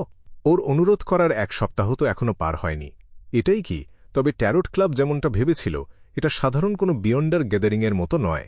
ফোর্স মনের গভীর থেকে একটা দীর্ঘশ্বাস ফেলল। নিজের ভেতরের উত্তেজনা আর আনন্দ চেপে রেখে সে খুব সাবধানে জিজ্ঞেস করল, মিস্টার ফুল, ওই ফর্মুলাটা কি আসলেও আসল? দ্য ফুল তার উঁচু পিঠওয়ালা চেয়ারে বসে নিচ দিকে তাকিয়ে খুব শান্তভাবে উত্তর দিল। ফোর্স হঠাৎ নিজের হাতের মুঠি শক্ত করল। নিজের কোমরের কাছে হাত নিয়ে মনে মনে একটা বিজয়ের ভঙ্গি করল সে। বিন্দুমাত্র দ্বিধা না করে সে বলল, ওটা মিস্টার ওয়ার্ল্ড ছিলেন তাই না? দয়া করে ওনাকে জানাবেন যে ওনার যা যা দরকার আমি খুব দ্রুত খুঁজে বের করার চেষ্টা করব। ধূসর কুয়াশা যখন মিলিয়ে গেল আর সব শেষ হল ফোর্স প্রায় 2 সেকেন্ড বোকার মতো দাঁড়িয়ে রইল। নিজের উত্তেজনা দমাতে না পেরে সে উঠে দাঁড়িয়ে ঘরের মধ্যে পায়চারি করতে শুরু করল। সান ডোমেনের জিনিসপত্র যা দিয়ে পবিত্র করার কাজ বা ভূত তাড়ানোর কাজ করা যায় এর আগে মাত্র 2 বার এমন জিনিসের দেখা পেয়েছে সে, কিন্তু সেগুলো অন্য কেউ কিনে নিয়েছিল। হয়তো তারা সেগুলো আর এখন নতুন করে বিক্রি করতে চাইবে না। তবে মিস্টার এর গ্যাদারিংয়ে শিও একবার ইটার্নাল ব্লেজিং সানের এক ভক্তকে দিয়ে পবিত্র করার কাজ করিয়েছিল। সে নিশ্চয়ই অন্তত সিকোয়েন্স 7-এর কেউ হবে। তার কাছে নিশ্চয়ই এই ধরনের জিনিস থাকবে, অথবা অন্তত কোনো হদিশ তো সে দিতেই পারবে। তবে সেটার দাম কত হবে কে জানে। যদিও মিস্টার ওয়ার্ল্ড বাড়তি টাকাটা দিতে রাজি হয়েছেন কিন্তু শুরুতে তো আমাকেই প্রাথমিক টাকাটা জোগাড় করতে হবে। ফোর্সের চিন্তা এবার নিজের আর্থিক অবস্থার দিকে চলে গেল। এখন তার কাছে নগদ ৩৭০ পাউন্ড আছে। এর বেশিরভাগটাই এসেছে ভিসকাউন্ট গ্লাইন্টের কাছ থেকে অ্যাপোথেকারি ফর্মুলার বিনিময়ে পাওয়া টাকা। ব্যাংক অ্যাকাউন্টেও ৫১০ পাউন্ড আছে। সব মিলিয়ে প্রায় ৯০০ পাউন্ডের মতো দাঁড়ায়। এই ধরনের জিনিসের দাম ২০০০ পাউন্ড পর্যন্ত হতে পারে। আবার সবচেয়ে সস্তাগুলো ৫০০ থেকে ৬০০ পাউন্ডেও পাওয়া যায়। কিন্তু সেগুলো মিস্টার ওয়ার্ল্ডের কাজে আসবে কি না তার কোনো নিশ্চয়তা নেই। যদি খুব দরকারি কিছু পাই আর হাতে যথেষ্ট টাকা না থাকে তখন কি হবে? ব্যাংক থেকে লোন নিতে পারি অথবা চড়া সুদে মহাজনদের কাছ থেকে টাকা ধার নিতে পারি। সব ঠিকঠাক থাকলে মিস্টার ওয়ার্ল্ড যখন বাকি টাকা মিটিয়ে দেবেন তখন আমার ঋণ শোধ করা সহজ হয়ে যাবে। অথবা কয়েকদিনের জন্য মিস অড্রির কাছ থেকেও ধার চাওয়া যেতে পারে। টাকা পয়সা নিয়ে সে খুব একটা মাথা ঘামায় না, নিশ্চয়ই কোনো সুদ চাইবে না। ফোর্স খুব দ্রুত মনে মনে একটা বুদ্ধি বের করে ফেলল। ঠিক ওই সময়ে সিও ঘরে ফিরল। সে রাতে নির্জন কোনো জায়গায় গিয়ে লড়াই করার প্র্যাকটিস করে ফিরছে। ফোর্সের ঘরে আলো জ্বলতে দেখে সে দরজায় টোকা দিল। সিও জিজ্ঞেস করল, তুমি কি সারা রাত জেগে তোমার নতুন বইয়ের শুরুটা লিখছ? আরে ফোর্স, তোমাকে তো খুব খুশি দেখাচ্ছে। পাবলিশার কি তোমার পারিশ্রমিক বাড়িয়ে দিল? না না না। ফোর্স একটু অপ্রস্তুত হয়ে গেল, তারপর মুখে একটা হাসি টেনে বলল, আমি আসলে একটা খবর পেলাম, ট্রিকমাস্টার পোটেন্ট ফর্মুলার একটা হদিশ পাওয়া গেছে বলে মনে হচ্ছে। তাই নাকি? তোমার অপেক্ষার ফল তবে অবশেষে পাওয়া গেল। সিও ফোর্সের লুকানো অস্বস্তিটা একদমই ধরতে পারল না। নিজের প্রিয় বন্ধুকে তার জন্য এতটা খুশি হতে দেখে ফোর্স মনে মনে একটা দীর্ঘশ্বাস ফেলল। আমি এখন একটা গোপন সংগঠনের সদস্য। সেই মুহূর্ত থেকে আমার ভাগ্যে লেখা হয়ে গেছে যে আমাকে সারাক্ষণ নিজের বন্ধুদের কাছে অনেক কিছু লুকিয়ে রাখতে হবে আর মিথ্যা বলতে হবে। একজন বিয়ন্ডার হওয়ার কি তবে এটাই অন্যতম চড়া মূল্য?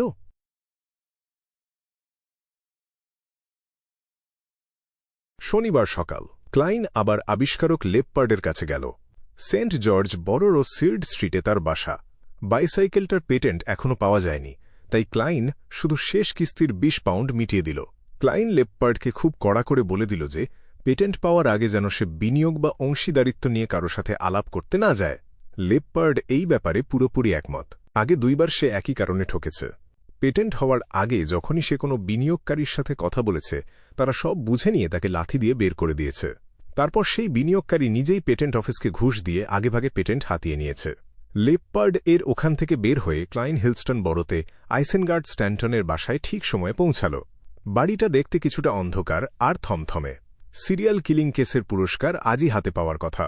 লিভিং রুম পার হয়ে ক্লাইন যখন অ্যাক্টিভিটি রুমে ঢুকল সেখানে তার পরিচিত ২ ডিটেকটিভ কাসলানা আর স্টুয়ার্টকে বসে থাকতে দেখল। সে স্টুয়ার্টের পাশেই গিয়ে বসল।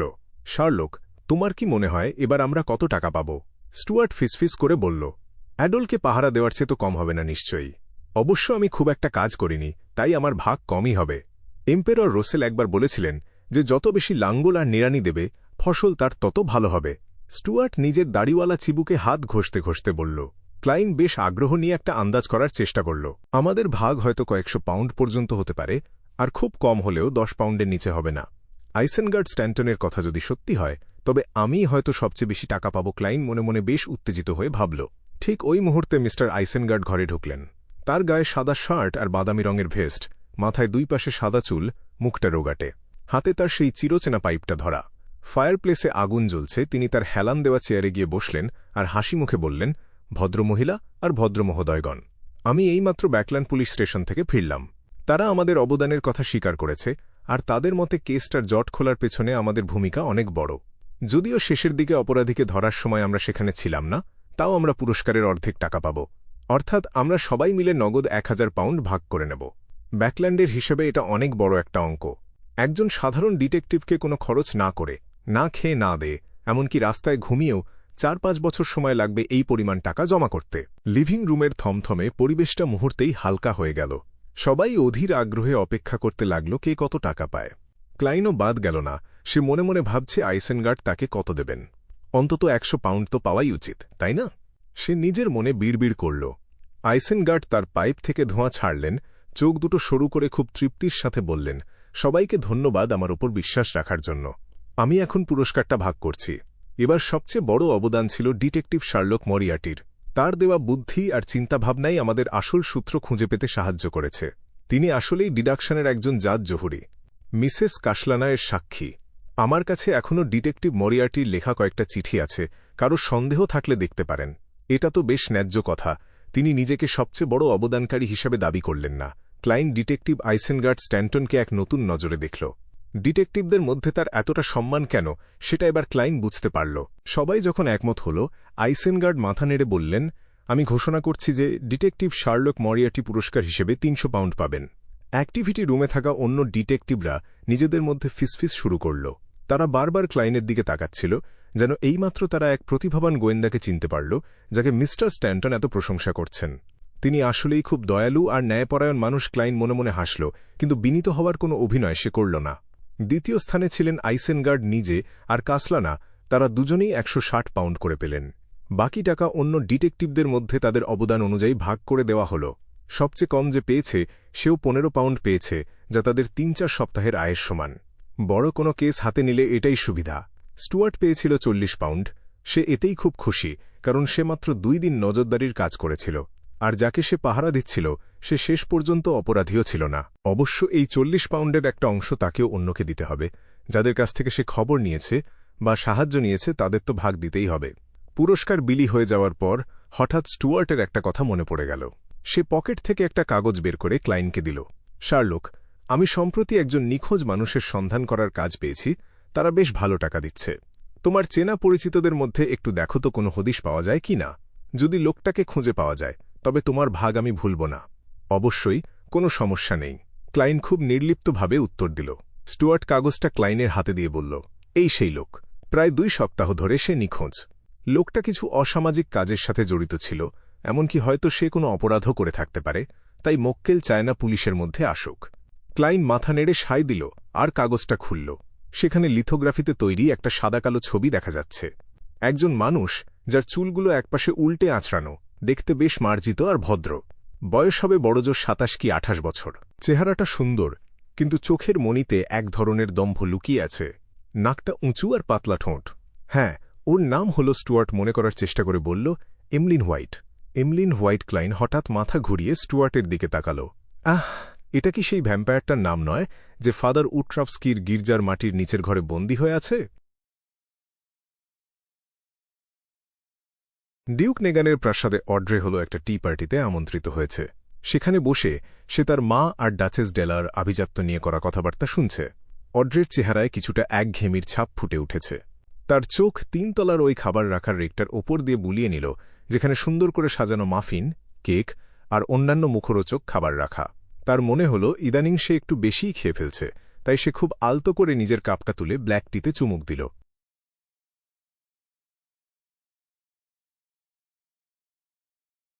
চ্যাপ্টার ৩৩৮। অভিজ্ঞ ক্লাইন। অড্রে হোলের কথা শুনে লেডি নরমা হেসে ফেললেন। ভারী লক্ষ্মী আর সৎ মেয়ে তো তুমি, তিনি বললেন। অতীন্দ্রিয়বাদ নিয়ে অনেক জানেন এমন কিছু বিশেষজ্ঞকে আমি চিনি।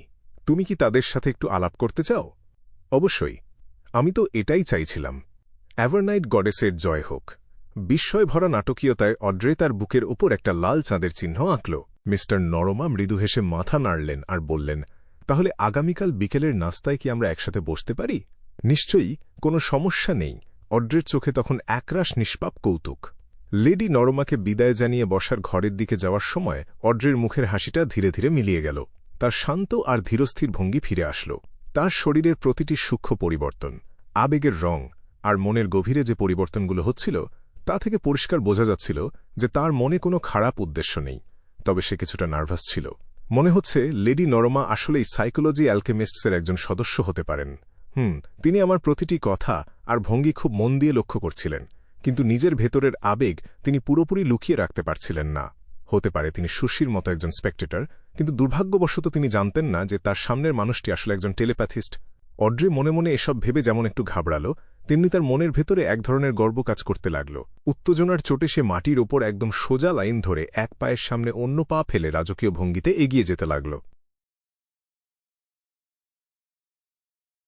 হিলস্টন বড়োর আইসেনগার্ড স্ট্যান্টনের বাড়িতে তখন এক গম্ভীর আবহাওয়া।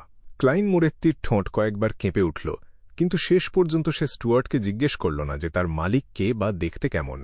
এমলিন হোয়াইটের সাথে জড়িত কোনো ব্যাপারেই সে আর মাথা ঘামাতে চাইছিল না। যদিও এমলিন বলেছিল সে খুব নিয়ম মেনে চলা ভ্যাম্পায়ার, কিন্তু সেটা তো কেবল তার নিজের দাবি। তার আগের জীবন সম্পর্কে ক্লাইন খুব একটা জানত না, তাই সে কোনো নিরপরাধ মানুষের ক্ষতি করেছে কিনা সে ব্যাপারে ক্লাইন নিশ্চিত হতে পারল না। ফলে ফাদার উট্রাভস্কির কাছে গিয়ে এমলিনকে বাঁচানোর কোনো তাগিদ সে অনুভব করল না। তাছাড়া ফাদার উট্রাভস্কি একজন ডন প্যালাডিন, যিনি লড়াইয়ে দারুণ পটু আর যার কাছে শক্তিশালী সব মিস্টিক্যাল আইটেম আছে। সবচেয়ে বড় কথা, তিনি এখন আগের মতোই শক্তিশালী একজন ডন প্যালাডিন। আর তার কাছে গেলে ক্লাইনের নিজের আসল পরিচয় ফাদার উট্রাভস্কি বা এমলিন হোয়াইটের কাছে ফাঁস হয়ে যাওয়ার ভয় ছিল।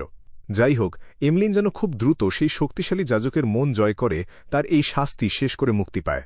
ক্লাইন মনে মনে এমলিন হোয়াইটের জন্য ঘড়ির কাঁটার দিকে 4 বার টোকা দিল। পুরস্কারের টাকা ভাগাভাগি করার পর গোয়েন্দারা সবাই চলে গেল। তবে ক্লাইনকে বেশ রাজকীয় বিদায় জানানো হল। বিখ্যাত গোয়েন্দা আইসেনগার্ড নিজে তাকে দরজা পর্যন্ত এগিয়ে দিলেন। মুখে পাইপ নিয়ে আইসেনগার্ড একটু কাশলেন এবং বললেন, সিরিয়াল মার্ডার কেসটা নিয়ে এখনও কিছু রহস্য রয়ে গেছে যা আমরা পুরোপুরি বুঝতে পারিনি। খুনির পেছনে হয়তো আরও ভয়ঙ্কর কেউ লুকিয়ে আছে। এই কেসে তোমার যে বড় একটা ভূমিকা ছিল সেটা যেন একদমই জানাজানি না হয় সেদিকে খেয়াল রেখো। মনে হচ্ছে সরকারি বিয়ান্ডাররাও সন্দেহ করছে যে সেই বিশাল শয়তান কুকুরের কোনো মালিক আছে। ক্লাইন বেশ গুরুত্বের সাথে উত্তর দিল, আমি জানি মিস্টার স্ট্যান্টন, আমারও এমনটাই মনে হচ্ছিল। মিস্টার স্ট্যান্টন, আপনাকেও কিন্তু সাবধান থাকতে হবে। আপনিই আমাদের সবাইকে এক করেছেন, আর পুলিশের সাথেও আপনার বেশ ঘনিষ্ঠতা আছে। আইসেনগার্ড তার পাইপটা মুখে নিলেন, তারপর সেটা আবার বের করে বললেন, শার্লক, আমি তোমাকে শার্লক বলেই ডাকব। তুমি নিশ্চিন্ত থাকো, আমার বয়স হয়েছে ঠিকই, কিন্তু আমি এখনও একজন তুখোড় লড়াকু আর দুর্দান্ত বন্দুকবাজ। আমার সজাগ দৃষ্টি সবসময় শত্রুর ওপরেই থাকে। তাছাড়া আপনি নিশ্চয়ই কোনো উঁচু সিকোয়েন্সের একজন বিয়ান্ডার। আমি কেবল ভাবছি আপনি কোনো পথ অনুসরণ করছেন। ক্লাইন একটু ভেবে নিয়ে বলল, মিস্টার স্ট্যান্টন, আপনাকে দেখে তো ব্যাকল্যান্ডের মানুষ বলে মনে হচ্ছে না। আপনার গলার স্বর সিভিলারাসের মানুষদের মতো শোনাচ্ছে। হ্যাঁ, একদম ঠিক ধরেছ। যেমন তোমার কথা শুনলে মনে হয় তুমি মিডসেশায়ারের মানুষ। আইসেনগার্ড অকপটে স্বীকার করলেন। দুজন গোয়েন্দাই একে অপরের দিকে তাকিয়ে একটু হাসলেন, যেন একে অন্যের পর্যবেক্ষণ ক্ষমতাকে মনে মনে স্বীকৃতি দিলেন।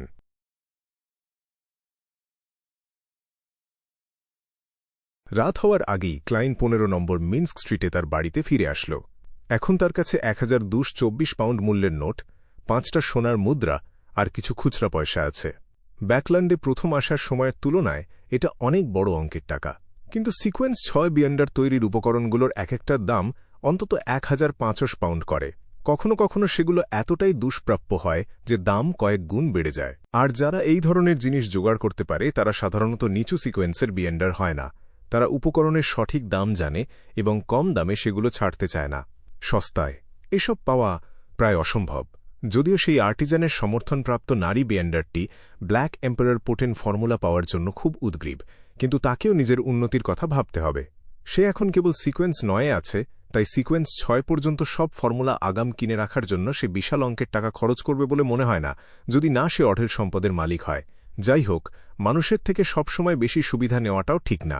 খাবারের চিন্তা না করে ক্লাইন সোজা তার শোয়ার ঘরে চলে গেল। সে জানালার পর্দা টেনে দিয়ে গ্রে ফগের জগতে চলে যাওয়ার প্রস্তুতি নিল। একটা জিনিস তাকে যাচাই করে দেখতেই হবে।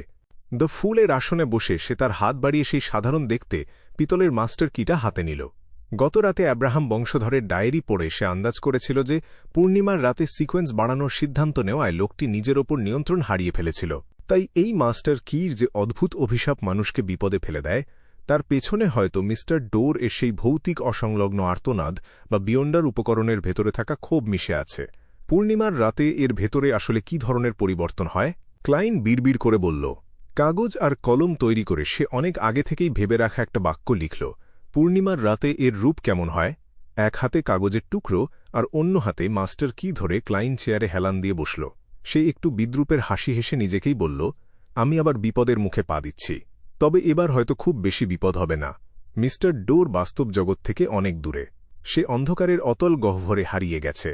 তাছাড়া আমাকে আড়াল করার জন্য গ্রে ফগ তো আছেই। এই অবস্থায় গণনার মাধ্যমে কিছু জানার চেষ্টা করা আর সরাসরি বিপদে পড়ার মধ্যে কোনো পার্থক্য নেই। অভিজ্ঞ ক্লাইন তার চোখ আধবোজা করে ফেলল, তার চোখের মনি কালো হয়ে গেল এবং সে অনবরত বিড়বিড় করতে লাগল, পূর্ণিমার রাতে এর রূপ কেমন হয়? 7 বার বলার পর ক্লাইন একটা ঘোরের মধ্যে তলিয়ে গেল। সেই ধূসর অবাস্তব জগতের মাঝে সে আবার সেই বেসমেন্টটা দেখতে পেল যেখানে অ্যাব্রাহাম বংশধর মারা গিয়েছিল। সেখানের রক্ত আর মাংস অনেক আগেই শুকিয়ে কালো হয়ে গেছে। হিরে বসানো সেই রূপালী পকেট ঘড়ি আর প্রাচীন চেহারার মাস্টার কিটা এখনও কেউ চুরি করেনি।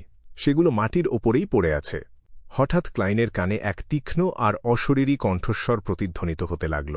মনে হল একগুচ্ছ সরু সুঁই তার মাথায় বিঁধছে আর ধীরে ধীরে মাথার ভেতর পর্যন্ত ঢুকে যাচ্ছে। মনে হচ্ছিল কেউ যেন তার মাথার খুলিটা টেনে খুলে নিতে চাইছে। অসহ্য যন্ত্রণায় ক্লাইন জেগে উঠল আর সোজা হয়ে বসল। সে দেখল তার হাতের পিঠের শিরাগুলো নীল হয়ে ফুলে উঠেছে, তবে খুব দ্রুতই সেগুলো আবার স্বাভাবিক হয়ে গেল। শাশ্বত প্রজ্বলিত সূর্যের দিকে উঁকি দেওয়া বা ট্রু ক্রিয়েটরের রাগান্বিত গর্জন শোনার চেয়ে এটা অনেক বেশি সহনীয়। ক্লাইন আঙুল দিয়ে কপালে টোকা দিতে দিতে ভাবল, অবশ্য বাস্তব জগতে থাকলে সে হয়তো এমন শান্তভাবে প্রতিক্রিয়া দেখাতে পারত না। মিস ম্যাজিশিয়ান যদি সবসময় এমন আর্তনাদ শুনতেন তাহলে তিনি অনেক আগেই পাগল হয়ে যেতেন। মনে হচ্ছে অভিশাপের কারণেই এই মাস্টার কি কণ্ঠস্বরটাকে আরও পরিষ্কার করে তুলে ধরে। না, তা তো হতে পারে না। ফাদার উট্রাভস্কি তো এই মাস্টার কি সাথে নিয়ে ব্লাড মুনের রাত পার করেছেন।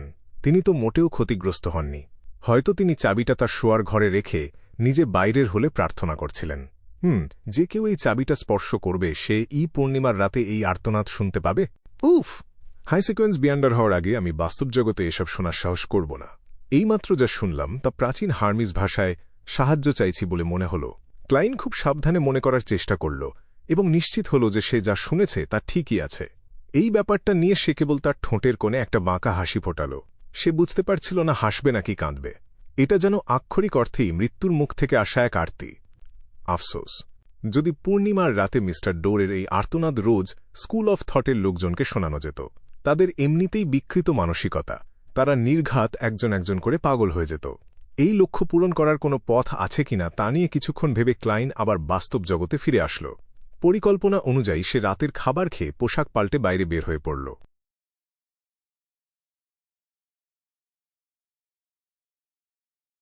দুবার ঘোড়ার গাড়ি পাল্টে সে ব্রেভার্টস বারের সামনে এসে পৌঁছাল।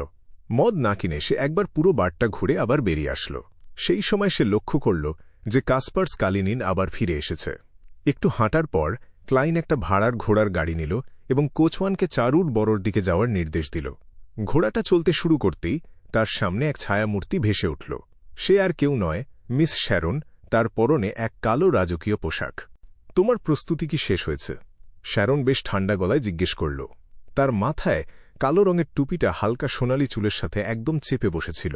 তার ফ্যাকাশে চেহারার সাথে নিখুঁত মুখের গড়ন তাকে একদম পুতুলের মতো সুন্দর করে তুলেছিল। ক্লাইন বেশ অকপটে উত্তর দিল, এখনো হয়নি। আমি এখনো একটা জিনিসের জন্য অপেক্ষা করছি। শ্যারন তার নীল চোখে কোনো আবেগ না রেখেই বলল, আমি একটা মিস্টিক্যাল আইটেম জোগাড় করেছি। সেজন্যই কি তুমি 1000 পাউন্ডের বিনিময়ে 3 দিনের বডিগার্ড হওয়ার মিশনটা নিয়েছিলে? তখনই হয়তো জিনিসটা তোমার নজরে পড়েছিল, কিন্তু কাছে পর্যাপ্ত টাকা ছিল না। ক্লাইন সবকিছু বুঝতে পেরে একটু হাসল। উদ্বিগ্ন হয় না। প্রস্তুতি যত ভালো হবে আমাদের সফল হওয়ার সম্ভাবনা ততই বাড়বে। তাছাড়া আমি নিজের দুর্বলতাগুলো কাটানোর জন্য সান ডোমেনের কোনো মিস্টিক্যাল আইটেমও ব্যবহার করতে পারব। ক্লাইন মনে মনে ভাবল। শ্যারনকে চুপ করে থাকতে দেখে ক্লাইন বলল, আজ আমি এখানে এসেছি যাতে তোমরা আমাকে একটা পরীক্ষায় সাহায্য করতে পারো। কি পরীক্ষা? শ্যারন সংক্ষেপে জিজ্ঞেস করল। ক্লাইন বেশ গম্ভীরভাবে বলল, ম্যারিকের বর্ণনা অনুযায়ী আমার মনে হয় তোমাদের অভিশাপগুলো একে অপরের চেয়ে আলাদা। পূর্ণিমার রাতে তাকে রক্তপিপাসার তীব্র যন্ত্রণার মধ্য দিয়ে যেতে হয়, যে কারণে সে লড়াই করতে পারে না। আর তোমার ক্ষেত্রে মানুষের আত্মা শোষণ না করলে তুমি অনেক দুর্বল হয়ে পড়ো, তাই না? শ্যারন চুপচাপ ক্লাইনের কথা শুনল এবং মাথা নাড়ল। এই মুহূর্তে তোমার সমস্যার কোনো সমাধান আমার কাছে নেই, তবে আমার মনে হয় ম্যারিকের সমস্যাটা সাময়িকভাবে চেপে রাখা সম্ভব। যেমন তাকে এমন কোনো ওষুধ দেওয়া যা তার মনের সব আবেগ কমিয়ে দেবে। তাতে ওই সময় সে যন্ত্রণায় কষ্ট পাবে না এবং আমাদের সাথে লড়াইয়ে অংশ নিতে পারবে। ক্লাইন তার মনের কথা প্রকাশ করল। শ্যারন মাথা নেড়ে বলল, তাতে কাজ হবে না। এই ধরনের ওষুধ এখন তার ওপর আর কাজ করে না। এখন আর কাজ করে না? তার মানে আগে কাজ করত? ক্লাইন একটু চিন্তা করে জিজ্ঞেস করল, কেন? অতীতে সে অনেক বেশি পরিমাণে এই ওষুধ নিয়েছে। এখন ওষুধের ধরন পাল্টালেও কেবল প্রথম 3 থেকে 4 বার কাজ হয়। আমরা এখন আর নতুন কোনো ধরনের ওষুধ খুঁজে পাচ্ছি না। শ্যারন বলতে বলতে হঠাৎ চুপ হয়ে গেল, যেন সে কোনো কিছু মনে করার চেষ্টা করছে। তার কথা শুনে ক্লাইন সাথে সাথে হাসল। আমার কাছে এক অন্য ধরনের শান্ত করার ওষুধ আছে, সেই মোটা মুখের ওষুধ প্রস্তুতকারকের থেকে আনা। শ্যারন যখন বলল না যে এই ওষুধটাও কাজ করবে না, তখন ক্লাইন হাত মিলিয়ে বলল, আমি তোমাকে একটা ওষুধ দিচ্ছি। আগামীকাল পূর্ণিমার রাতে ম্যারিককে ওটা পরীক্ষা করে দেখতে বলো। কাল রাতে পূর্ণিমা হবে। যদি কাজ হয় তাহলে লড়াই শুরু হওয়ার আগে তাকে একসাথে 2 বা এমনকি 3টে ওষুধ খাইয়ে দিও। ভবিষ্যতে এই ওষুধের প্রতি তার শরীরের কোনো প্রতিরোধ ক্ষমতা তৈরি হবে কিনা তা নিয়ে এখন মাথা ঘামানোর কোনো প্রয়োজন নেই। ক্লাইন শান্তভাবে ভাবল।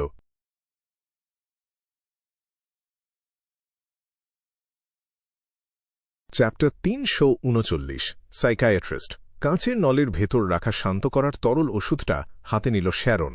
সে স্বচ্ছ তরলটার দিকে কিছুক্ষণ তাকিয়ে থাকল এবং হালকা করে মাথা নাড়াল। ঠিক আছে, যে কোনো মানুষই এমন একজনকে পছন্দ করবে যে অকারণে কথা খরচ করে না। ক্লাইন হাসল এবং বলল, মিস শ্যারন, যুদ্ধের জন্য তোমরা কোন কোন জায়গাগুলো পছন্দ করেছ তা কি আমাকে বলা যাবে? আমি আগামী কয়েকদিন ওই এলাকাগুলোর সাথে একটু পরিচিত হয়ে নিতে চাই। তাহলে তোমরা শেষ পর্যন্ত যে জায়গায় বেছে নাও না কেন, আমার প্রস্তুতিতে কোনো ঘাটতি থাকবে না। যেহেতু যুদ্ধের জায়গাটা বেছে নেওয়ার পুরো অধিকার শ্যারনদের হাতে আছে, তাই তারা এটা নিয়ে চিন্তা করবে না যে ক্লাইন পুলিশকে খবর দিয়ে দেবে কিনা, অথবা অন্য কোনো বিয়ন্ডের এসে পরিস্থিতির সুযোগ নিতে পারে এমন ভয়ও তাদের পাওয়ার কথা না। ক্লাইন মনে মনে ভাবল, অবশ্য শ্যারন যদি তাকে একদমই বিশ্বাস না করে, তবে সে হয়তো আবারও তাকে দিয়ে সত্যি বলার কোনো শপথ করিয়ে নিতে পারে। শ্যারন তার নীল চোখের মণি দুটো দিয়ে কয়েক সেকেন্ড ক্লাইনের দিকে তাকিয়ে থাকল। তারপর সে বলল, যখন বাসায় ফিরবে তখন ব্যাকল্যান্ডের একটা ম্যাপ রেডি করো, সেটা কফি টেবিলের ওপর রেখে দিও। ক্লাইন জবাব দিল, কোনো সমস্যা নেই, আমি আশা করছি আমাদের এই সহযোগিতা শুধু সফলই হবে না, বরং আনন্দদায়কও হবে। কথাটা শেষ করে ক্লাইন অভ্যাসগতভাবে হাত মেলানোর জন্য সামনের দিকে ঝুঁকল। শ্যারন একবার নিচের দিকে তাকিয়ে ক্লাইনের হাতের দিকে তাকাল, তারপর তার শরীরটা ধীরে ধীরে বাতাসের সাথে মিলিয়ে যেতে শুরু করল। ক্লাইন তার বাড়ানো ডান হাতটা আর নামাল না, বরং সেটা দিয়ে নিজের কালো চুলগুলো একটু ঠিক করে নিল এবং নিজেই একটু শুকনো হাসি হাসল। সে আসলে যুদ্ধের জায়গাটা আগেভাগে জানতে চেয়েছিল শুধু প্রস্তুতির জন্যই নয়, বরং শ্যারন আর ম্যারিককে চোখে চোখে রাখার জন্য। যদিও তাদের আদর্শ হল নিজের ভেতরের কুপ্রবৃত্তিকে দমন করে রাখা এবং কাজ শেষ হয়ে গেলে কাউকে ছুঁড়ে ফেলে দেওয়া তাদের স্বভাব নয়, কিন্তু ক্লাইন নিশ্চিত ছিল না যে রেথ স্টিভ, জম্বি জেসন কিংবা ওয়েরউলফ টায়ারের কাছে এমন কিছু আছে কিনা যা পাওয়ার জন্য মানুষ পাগল হয়ে যেতে পারে। যদি সেখানে সত্যিই এমন কোনো সম্পদ থাকত যা যে কোনো সাধারণ বিয়ন্ডারের মনে শয়তানি বুদ্ধি জাগিয়ে দিতে পারে, তবে ক্লাইন গ্যারান্টি দিতে পারছিল না যে ওই দুইজন নিজেদের সামলে রাখতে পারবে কিনা। তাই তাকে আগেভারেই পরিবেশটা চিনে রাখতে হবে এবং দরকার পড়লে পালানোর একটা পথ তৈরি করে রাখতে হবে। এর মানে এই নয় যে ক্লাইন শ্যারনকে বিশ্বাস করে না, যার সাথে সে জীবন মরণ লড়াই করেছে, বরং এটা হল নিজেকে বাঁচিয়ে রাখার সবচেয়ে সাধারণ একটা পদ্ধতি। কাউকে আঘাত করার ইচ্ছা মানুষের থাকা উচিত নয়, কিন্তু নিজের নিরাপত্তার ব্যাপারে তাকে সবসময় সতর্ক থাকতে হবে। ক্লাইন জানালার বাইরে তাকিয়ে একটা দীর্ঘশ্বাস ফেলল এবং মনে মনে একটা প্রবাদ আওড়াল। গাড়িটা যখন সামনের দিকে এগিয়ে যাচ্ছিল, রাস্তার ল্যাম্পপোস্টগুলো একে একে পেছনে পড়ে থাকছিল। রাস্তাগুলো এখন আগের চেয়ে অনেক বেশি চওড়া আর পরিষ্কার দেখাচ্ছে। মিন্স্ক স্ট্রিটের বাসায় ফিরতে তার প্রায় আধ ঘন্টার বেশি সময় লাগল। এই সময়ে ঘোড়ার গাড়ি নিয়ে চলাফেরা করাটা সত্যিই বেশ ব্যয়বহুল। ক্লাইন ওপরের দিকে তাকাল। আকাশটা এখন প্রায় পুরোপুরি কালো হয়ে গেছে এবং মেঘের আড়াল থেকে রক্তিম চাঁদটা কোনোমতে উঁকি দেওয়ার চেষ্টা করছে। কিছুক্ষণ হাঁটার পর সে লক্ষ্য করল যে আইনজীবী জার্গেনের বাড়ির সব আলো নেভানো। সে তার পকেট ঘড়িটা বের করল এবং সময়টা দেখে নিল। ক্লাইন একটু হেসে জার্গেনের দরজার কাছে গেল এবং তার কাছে থাকা চাবিটা দিয়ে দরজাটা খুলল। ঠিক সেই মুহূর্তে কালো বিড়াল ব্রোডি দরজার পেছনে চুপচাপ বসেছিল। সে তার গোল গোল সবুজ চোখ দুটো দিয়ে আগন্তুক ক্লাইনের দিকে এক দৃষ্টিতে তাকিয়ে থাকল। পুরো ঘরটা অন্ধকার আর নিস্তব্ধ হয়ে আছে, এক অদ্ভুত একাকিত্ব ঘিরে ধরেছে চারপাশটাকে। ক্লাইন নিচে ঝুঁকে ব্রোডির মাথায় হাত বুলিয়ে দেওয়ার চেষ্টা করল, কিন্তু ব্রোডি খুব দ্রুত পিছিয়ে গেল এবং এক ধরনের বিরক্তি নিয়ে ক্লাইনের হাতটা সরিয়ে দিল। ক্লাইন শব্দ করে হেসে উঠল এবং গ্যাস ল্যাম্পটা জ্বালিয়ে নিল।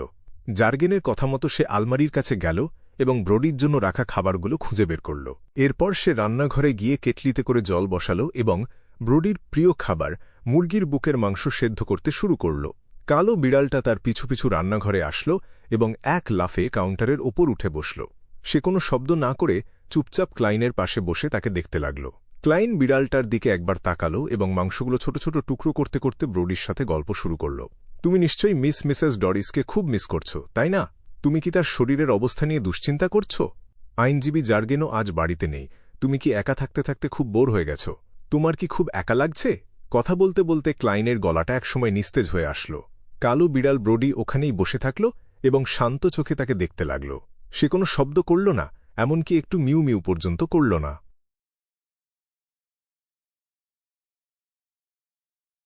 অড্রে হলের আজ লেডি নর্মার বাসায় চা খাওয়ার নিমন্ত্রণ ছিল। লেডি নর্মা খুব উষ্ণ অভ্যর্থনার সাথে সেখানে উপস্থিত অতিথিদের সাথে অড্রে হলের পরিচয় করিয়ে দিলেন। এরা হলেন অতীন্দ্রিয়বাদ বা মিস্টিসিজম নিয়ে গবেষণা করা বিশেষজ্ঞ, যাদের কথা আমি তোমাকে বলেছিলাম। ইনি হলেন মিস্টার হিলবার্ট আলুকার্ড, একজন মনোবিজ্ঞানী এবং জুয়েলারি ডিজাইনার। তিনি একজন অত্যন্ত মেধাবী মানুষ। আর ইনি হলেন মিস এসকালান্তে ওসেলেকা। তিনি একজন মানসিক রোগের চিকিৎসক, যাকে আমরা সাধারণত সাইকিয়াট্রিস্ট বলে থাকি। হিলবার্ট আলুকার্ডের বয়স 40-এর কোঠায় এবং তাকে দেখে দক্ষিণ মহাদেশের মানুষ বলে মনে হয়। তার গায়ের রং খানিকটা বাদামি ধরনের। তার বাদামি চুল, নীল চোখ আর মুখের গড়ন খুব একটা আহামরি কিছু নয়। তাকে দেখে খুব শান্ত এবং অন্তর্মুখী স্বভাবের একজন মানুষ মনে হচ্ছিল। অন্যদিকে এসকালান্তে ওসেলেকা ছিলেন একদম বাচ্চার মতো গোলগাল চেহারার একজন মহিলা। তিনি পেশায় একজন মনোচিকিৎসক হলেও তাকে দেখতে কোনো স্কুল পড়ুয়া কিশোরীর মতো লাগছিল। তিনি অড্রে হলের চেয়ে উচ্চতায় 3 বা 4 সেন্টিমিটার ছোট ছিলেন। তার কোমর পর্যন্ত লম্বা কুচকুচে কালো চুল ছিল এবং তার চোখের মণি ছিল হ্রদের জলের মতো নীল। অড্রে হল তাদের সাথে কুশল বিনিময় করলেন এবং তারপর আসন গ্রহণ করলেন। তিনি খুব স্পষ্টভাবে বুঝতে পারছিলেন যে আলুকার্ড আর এসকালান্তে তাকে খুব গভীরভাবে পর্যবেক্ষণ করছেন। অড্রে তার টেলিপ্যাথিস্ট ক্ষমতা ব্যবহার করলেন না এবং এমন ভান করলেন যেন তিনি কিছুই বুঝতে পারছেন না। তিনি যখন অতীন্দ্রিয়বাদ নিয়ে কথা শুরু করলেন, তখন তিনি নিজের আবেগের দিকে খুব কড়া নজর রাখছিলেন। তিনি নিশ্চিত করতে চাইলেন যে তাকে যেন একদম স্বাভাবিক আর যৌক্তিক মনে হয়।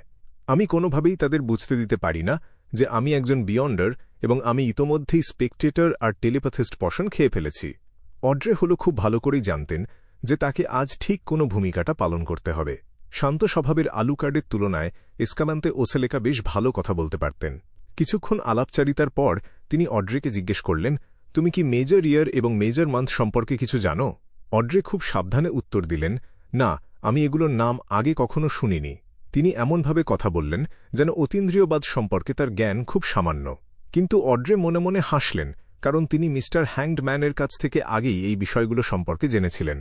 এসকালান্তে খুব আত্মবিশ্বাসের সাথে বুঝিয়ে বললেন, একটা গ্রহ তার কক্ষপথ থেকে বিচ্যুত হতে যে পরিমাণ সময় নেয় তাকে মেজর ইয়ার বলা হয়, যা মোট 25,920 বছর। অতীন্দ্রিয়বাদের জগতে একে একটা পূর্ণ চক্র হিসেবে ধরা হয়, যা শুরু থেকে শেষ পর্যন্ত বিস্তৃত। আর একটা মেজর মান্থ হল সেই সময় যা ওই বিচ্যুতি 12টি নক্ষত্রপুঞ্জের যে কোনো একটি অতিক্রম করতে নেয়। প্রতিটি মেজর মান্থ মানে 2160 বছর। এক মেজর মান্থ থেকে অন্য মেজর মান্থে যাওয়ার সময় পৃথিবীতে ভয়াবহ বিপর্যয় নেমে আসে।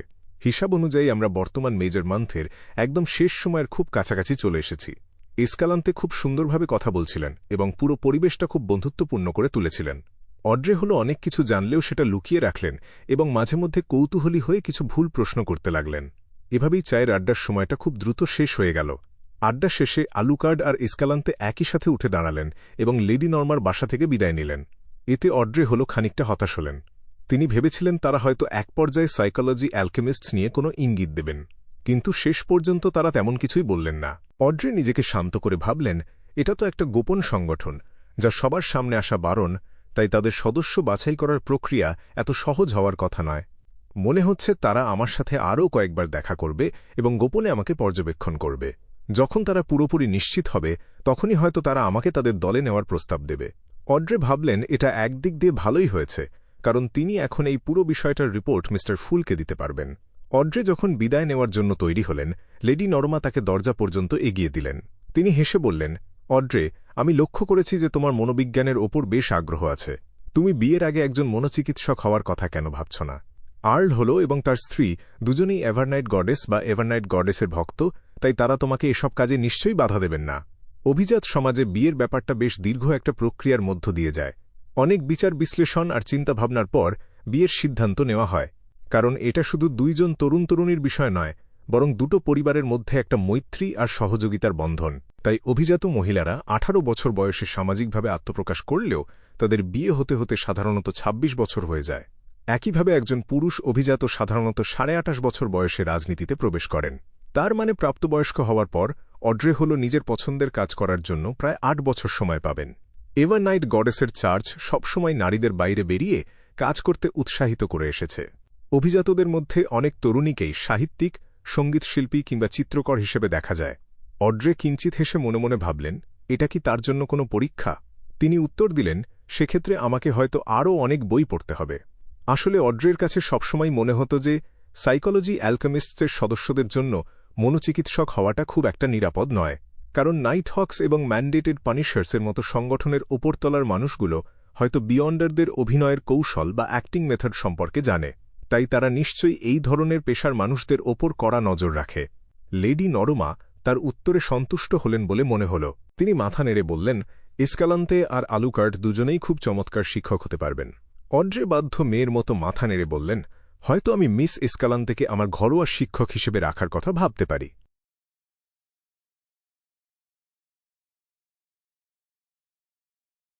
রবিবার সকালে যখন ক্লাইনের ঘুম ভাঙল, সে দেখল কফি টেবিলের ওপর রাখা ব্যাকল্যান্ডের ম্যাপটাতে কয়েকটা জায়গায় গোল দাগ দেওয়া আছে।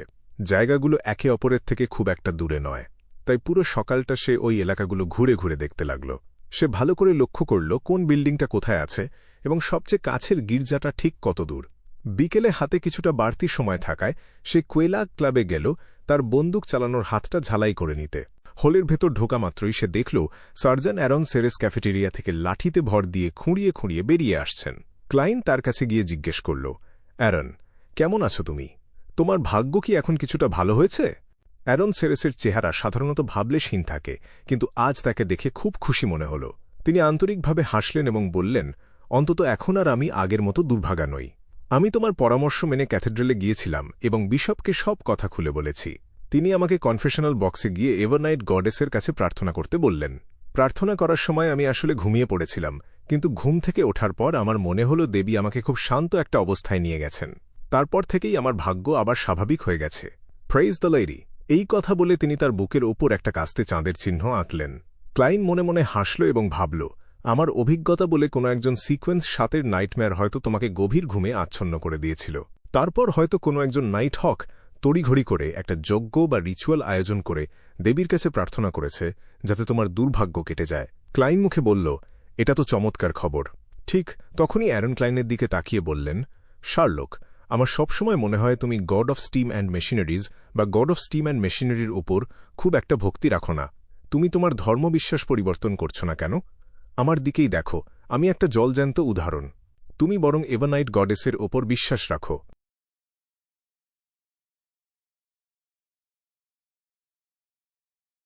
Chapter 340 past. তুমি কি আমাকে বিপদে ফেলতে চাইছ? অ্যারনের অনুরোধ শুনে ক্লাইন তার বুকে ক্রিমসন মুনের চিহ্ন আঁকতে গিয়েও শেষ মুহূর্তে নিজেকে সামলে নিল। সে খুব গম্ভীর মুখে উত্তর দিল, হয়তো আমার আচরণের কোনো কারণে তোমার মনে ভুল ধারণার জন্ম হয়েছে, কিন্তু আমাকে বলতেই হচ্ছে যে বিশ্বাস এমন একটা জিনিস যা একবার স্থির হয়ে গেলে আর পরিবর্তন করা যায় না। অ্যারন সঙ্গে সঙ্গে 2 হাত তুলে ক্ষমা চাওয়ার ভঙ্গি করল। তোমার বিশ্বস্ততা নিয়ে ভুল বোঝার জন্য আমি দুঃখিত। তোমার বিশ্বাস নিয়ে আমার এভাবে মজা করা উচিত হয়নি। ঠিক আছে, আমাদের বিশ্বাসের ভিন্নতা আমাদের বন্ধু হওয়ার পথে বাধা হয়ে দাঁড়াবে না। ক্লাইন তার মুখের কৃত্রিম গম্ভীর ভাবটা মুছে ফেলে হাসল। ফেইস্যাক এবং ফেইন পটারে এই কথাটি সত্য নয়। সেখানে মানুষ কেবল একটি বিশ্বাসকেই গ্রহণ করতে পারে। সেই তুলনায় লোয়েন এবং ইন্টিস অনেক বেশি উদার, কারণ এখানে 14 বছরেরও বেশি সময় ধরে অনেকগুলো চার্চ একসাথে টিকে আছে। অ্যারন উত্তর দেওয়ার আগেই ক্লাইন প্রসঙ্গ পাল্টে ফেলল। তুমি কি উইল অসেপ্টিনকে আর দেখেছ? আমি সেই বাচ্চাটার কথা বলছি যার একটা পা কাটা পড়েছিল এবং যে বলেছিল তোমার ভাগ্য খারাপ হতে যাচ্ছে। ক্লাইন নিশ্চিত ছিল যে নাইট হক্সরা অ্যারনের দেওয়া সূত্র ধরে তদন্ত করবে, তাই সে ফলাফলের ব্যাপারে জানতে চাইছিল। তার খুব জানতে ইচ্ছে করছিল যে অ্যারনের ভাগ্য বদলে দেওয়া সেই শিশুটির কাছে এখনও 13 কার্ডটি আছে কিনা। না, হাসপাতাল থেকে চলে যাওয়ার পর আমি তাকে আর দেখিনি। অ্যারন দৃঢ়ভাবে মাথা নাড়ল। খুবই আফসোস। নাইট হক্সরা হাসপাতালের রেকর্ড থেকে তার ঠিকানা খুঁজে বের করতে পারবে, কিন্তু আমার পক্ষে এতে নাক গলানো সুবিধাজনক হবে না। অবশ্য সেই শিশুটি হয়তো অনেক আগেই সেখান থেকে চলে গেছে। অ্যারনের সাথে কিছুক্ষণ কথা বলার পর ক্লাইন মাটির নিচের শুটিং রেঞ্জের দিকে যাওয়ার সিদ্ধান্ত নিল। সেখানে গিয়ে সে তার সাধারণ বুলেটের রিভলভারটা একটু ঝালিয়ে নিতে চাইল। ঠিক সেই মুহূর্তে ক্লাইনের আরও 2 জন পরিচিত মানুষ সেখানে ঢুকল। একজন হল ন্যাশনাল অ্যাটমসফিয়ারিক পলিউশন কাউন্সিলের সদস্য এবং কোইন কোম্পানির শেয়ার হোল্ডার ম্যাডাম মেরি, আর অন্যজন হল ক্লাইনের বাড়িওয়ালি মিস টেলিন সামার। তারা দুজনেই খুব হালকা ধরনের স্কার্ট পরেছিল, যার কারণে তাদের বয়সের তুলনায় অনেক তরুণী দেখাচ্ছিল।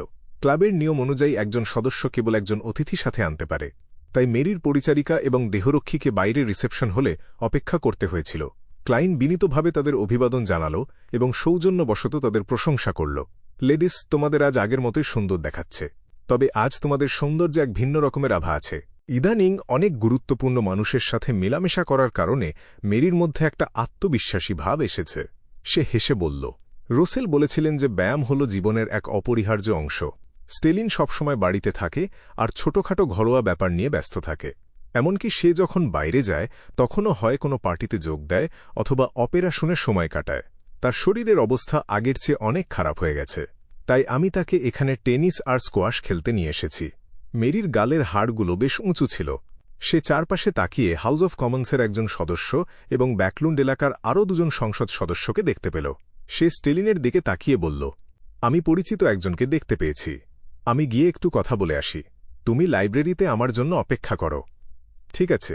মেরির তুলনায় স্টেলিন দেখতে অনেক বেশি সুন্দরী ছিল, কিন্তু মেরির প্রতি তার আচরণ ছিল অত্যন্ত শ্রদ্ধাশীল এবং অনুগত। মেরি কিছুটা দূরে চলে যাওয়ার পর স্টেলিন চিবুক একটু উঁচিয়ে ক্লাইনের দিকে তাকাল। সে জিজ্ঞেস করল, মিস্টার মরিয়ার্টি, তোমাকে ইদানিং খুব ব্যস্ত মনে হচ্ছে? হ্যাঁ, আমি পুলিশের সিরিয়াল মার্ডার কেসের তদন্তে অন্য অনেক ডিটেকটিভের সাথে কাজ করছিলাম। আমরা বেশ ভালো অবদান রেখেছি এবং বড় অঙ্কের পুরস্কারও পেয়েছি। ক্লাইন সত্যি কথাই বলল। স্টেলিন অবাক হয়ে হাত দিয়ে মুখ ঢাকল। তাই নাকি? খুনি দেখতে কেমন ছিল? কেন সে ওই মহিলাদের হত্যা করেছিল? পত্রিকাগুলোতে সবকিছু খুব অস্পষ্টভাবে লেখা হয়েছে। আমি দুঃখিত, আমাকে গোপনীয়তার শর্ত মেনে চলতে হবে। ক্লাইন চতুরতার সাথে একটা অজুহাত তৈরি করল। আমি তো আর তোমাকে বলতে পারি না যে খুনির সারা শরীরে কালো পশম ছিল, তার লেজটা ছিল মসৃণ এবং চকচকে, আর সে 4 পায়ে দৌড়াতে পছন্দ করে। ক্লাইন মনে মনে কথাগুলো ভেবে হাসল। স্টেলিন কিছুটা আফসোস করে মাথা নাড়ল। তারপর সে কৌতূহলী হয়ে জিজ্ঞেস করল, তা পুরস্কার হিসেবে তুমি কত টাকা পেয়েছ? পুরস্কারটা আমাদের অনেকজনের মধ্যে ভাগ করে দেওয়া হয়েছে। ক্লাইন সরাসরি উত্তর দিল না। 50 পাউন্ড কি হবে? স্টেলিন আবার চাপ দিল। ক্লাইন খুব সততার সাথে মাথা নাড়ল। স্টেলিন সামার হাসল। তুমি আমার ভাবনার চেয়েও অনেক বেশি আয় করো। তুমি সত্যিই খুব দক্ষ একজন ডিটেকটিভ। না, এমন কেস পেতে হয়তো আরও কয়েক বছর লেগে যেতে পারে। ক্লাইন হেসে মাথা নাড়ল। যাই হোক না কেন, তুমি তোমার দক্ষতা প্রমাণ করেছ। স্টেলিন কিছু একটা ভাবার ভঙ্গিতে বলল, আগামী রবিবার আমি আর লুক আমাদের বাড়িতে একটা পার্টির আয়োজন করছি। আমি আশা করি তুমি সেখানে আসবে। দুঃখিত, আমার এভাবে সরাসরি বলাটা হয়তো একটু বেশি হয়ে গেল। আমি আমার পরিচারিকার হাতে তোমাকে আমন্ত্রণপত্র পাঠিয়ে দেব। হে, সেই পার্টিতে অনেক অবিবাহিত তরুণী থাকবে। তাদের বাবা অথবা মায়েরা খুব ভালো চাকরি করে এবং তাদের পরিবার বছরে 2 পাউন্ডের বেশি আয় করে। তাদের মধ্যে কেউ কেউ ঘরে বসে কাজ করে, যেমন টাইপিস্টের কাজ। তারা সবাই খুব চমৎকার মেয়ে। এটা তো আসলে একটা পাত্রপাত্রী দেখার আয়োজন। মিসেস স্টেলিন ডিটেকটিভ হিসেবে আমার আয় করার ক্ষমতা দেখে খুশি হয়েছেন, তাই তিনি আমাকে কোনো মেয়ের সাথে পরিচয় করিয়ে দিতে চাইছেন। কিন্তু তার চোখে আমি কি কেবল ওই পর্যায়ের কোনো মেয়ের সাথেই মানানসই? ক্লাইনের মাথায় অনেকগুলো চিন্তা খেলে গেল, কিন্তু প্রতিবেশী হিসেবে সুসম্পর্ক বজায় রাখার কথা ভেবে এবং নিজের ডিনার তৈরি করার ঝামেলা এড়াতে সে হাসি মুখে রাজি হয়ে গেল। সবকিছু ঠিক থাকলে আমি সময়মতো পৌঁছে যাব। স্টেলিন হাসল। তাহলে আমি আর লুক তোমার আসার অপেক্ষায় থাকব। সে আর কথা না বাড়িয়ে ক্লাবের ছোট লাইব্রেরির দিকে চলে গেল, আর ক্লাইন একটি ছোট বন্ধ শুটিং রেঞ্জে গিয়ে তার লক্ষ্যভেদ এবং বিয়ন্ডার ক্ষমতার অনুশীলন করতে শুরু করল। রাত 9টার সময় ক্লাইন তার পড়ার টেবিলে বসেছিল। সে দেখছিল কিভাবে ক্রিমসন মুন ধীরে ধীরে মেঘ ভেদ করে বেরিয়ে আসছে। চাঁদের হালকা লাল রঙের আভা চারদিকে ছড়িয়ে পড়ছে। সময় বয়ে চলল। রাত 10:15টার সময় সে একটা অস্পষ্ট প্রার্থনার আওয়াজ শুনতে পেল। ক্লাইন সহজেই আন্দাজ করতে পারল যে এটি মিস ম্যাজিশিয়ানের কাছ থেকে আসছে। সে জানালার পর্দা টেনে দিয়ে আলো নিভিয়ে দিল। এরপর ঘড়ির কাঁটার উল্টো দিকে 4 পা হেঁটে গ্রে মিস্টের উপরে চলে গেল। সেখানে পৌঁছে সে একটি কম্পমান ক্রিমসন স্টারের গায়ে হাত দিল। এক পলকের মধ্যে লেয়ার্ড ডোর বা স্তরীভূত দরজার চিহ্নের ওপর বসা ফোর্সের ঝাপসা অবয়ব ভেসে উঠল। ফোর্স স্বস্তির নিঃশ্বাস ফেলে উঠে দাঁড়িয়ে মাথা নত করল। সম্মানিত মিস্টার ফুল, তুমি আমাকে আবারও বাঁচালে। এটা নিয়ে চিন্তা করার কিছু নেই। ক্লাইন খুব হালকা এবং উদাসীন গলায় উত্তর দিল। ফোর্স নির্বাক হয়ে আবার বসে পড়ল। মাত্র যা ঘটে গেল সে সম্পর্কে সে চিন্তা করছিল, তাই সে কিছু বলল না। আর ক্লাইনও নিজের গাম্ভীর্য বজায় রাখার জন্য নিজে থেকে কোনো কথা শুরু করল না। বিশাল সেই প্রাসাদের ভেতর নীরবতা যেন চারপাশ গ্রাস করে নিল। ফোর্স যখন বাস্তবে ফিরে এল, তখন তার মনে হল এই পরিবেশটা একটু বেশিই থমথমে আর অস্বস্তিকর। 13 গ্যাদারিংয়ের সময় মিস জাস্টিস, মিস্টার ওয়ার্ল্ড এবং বাকিরা থাকে, তখন নীরবতা নিয়ে ভাবার প্রয়োজন পড়ে না।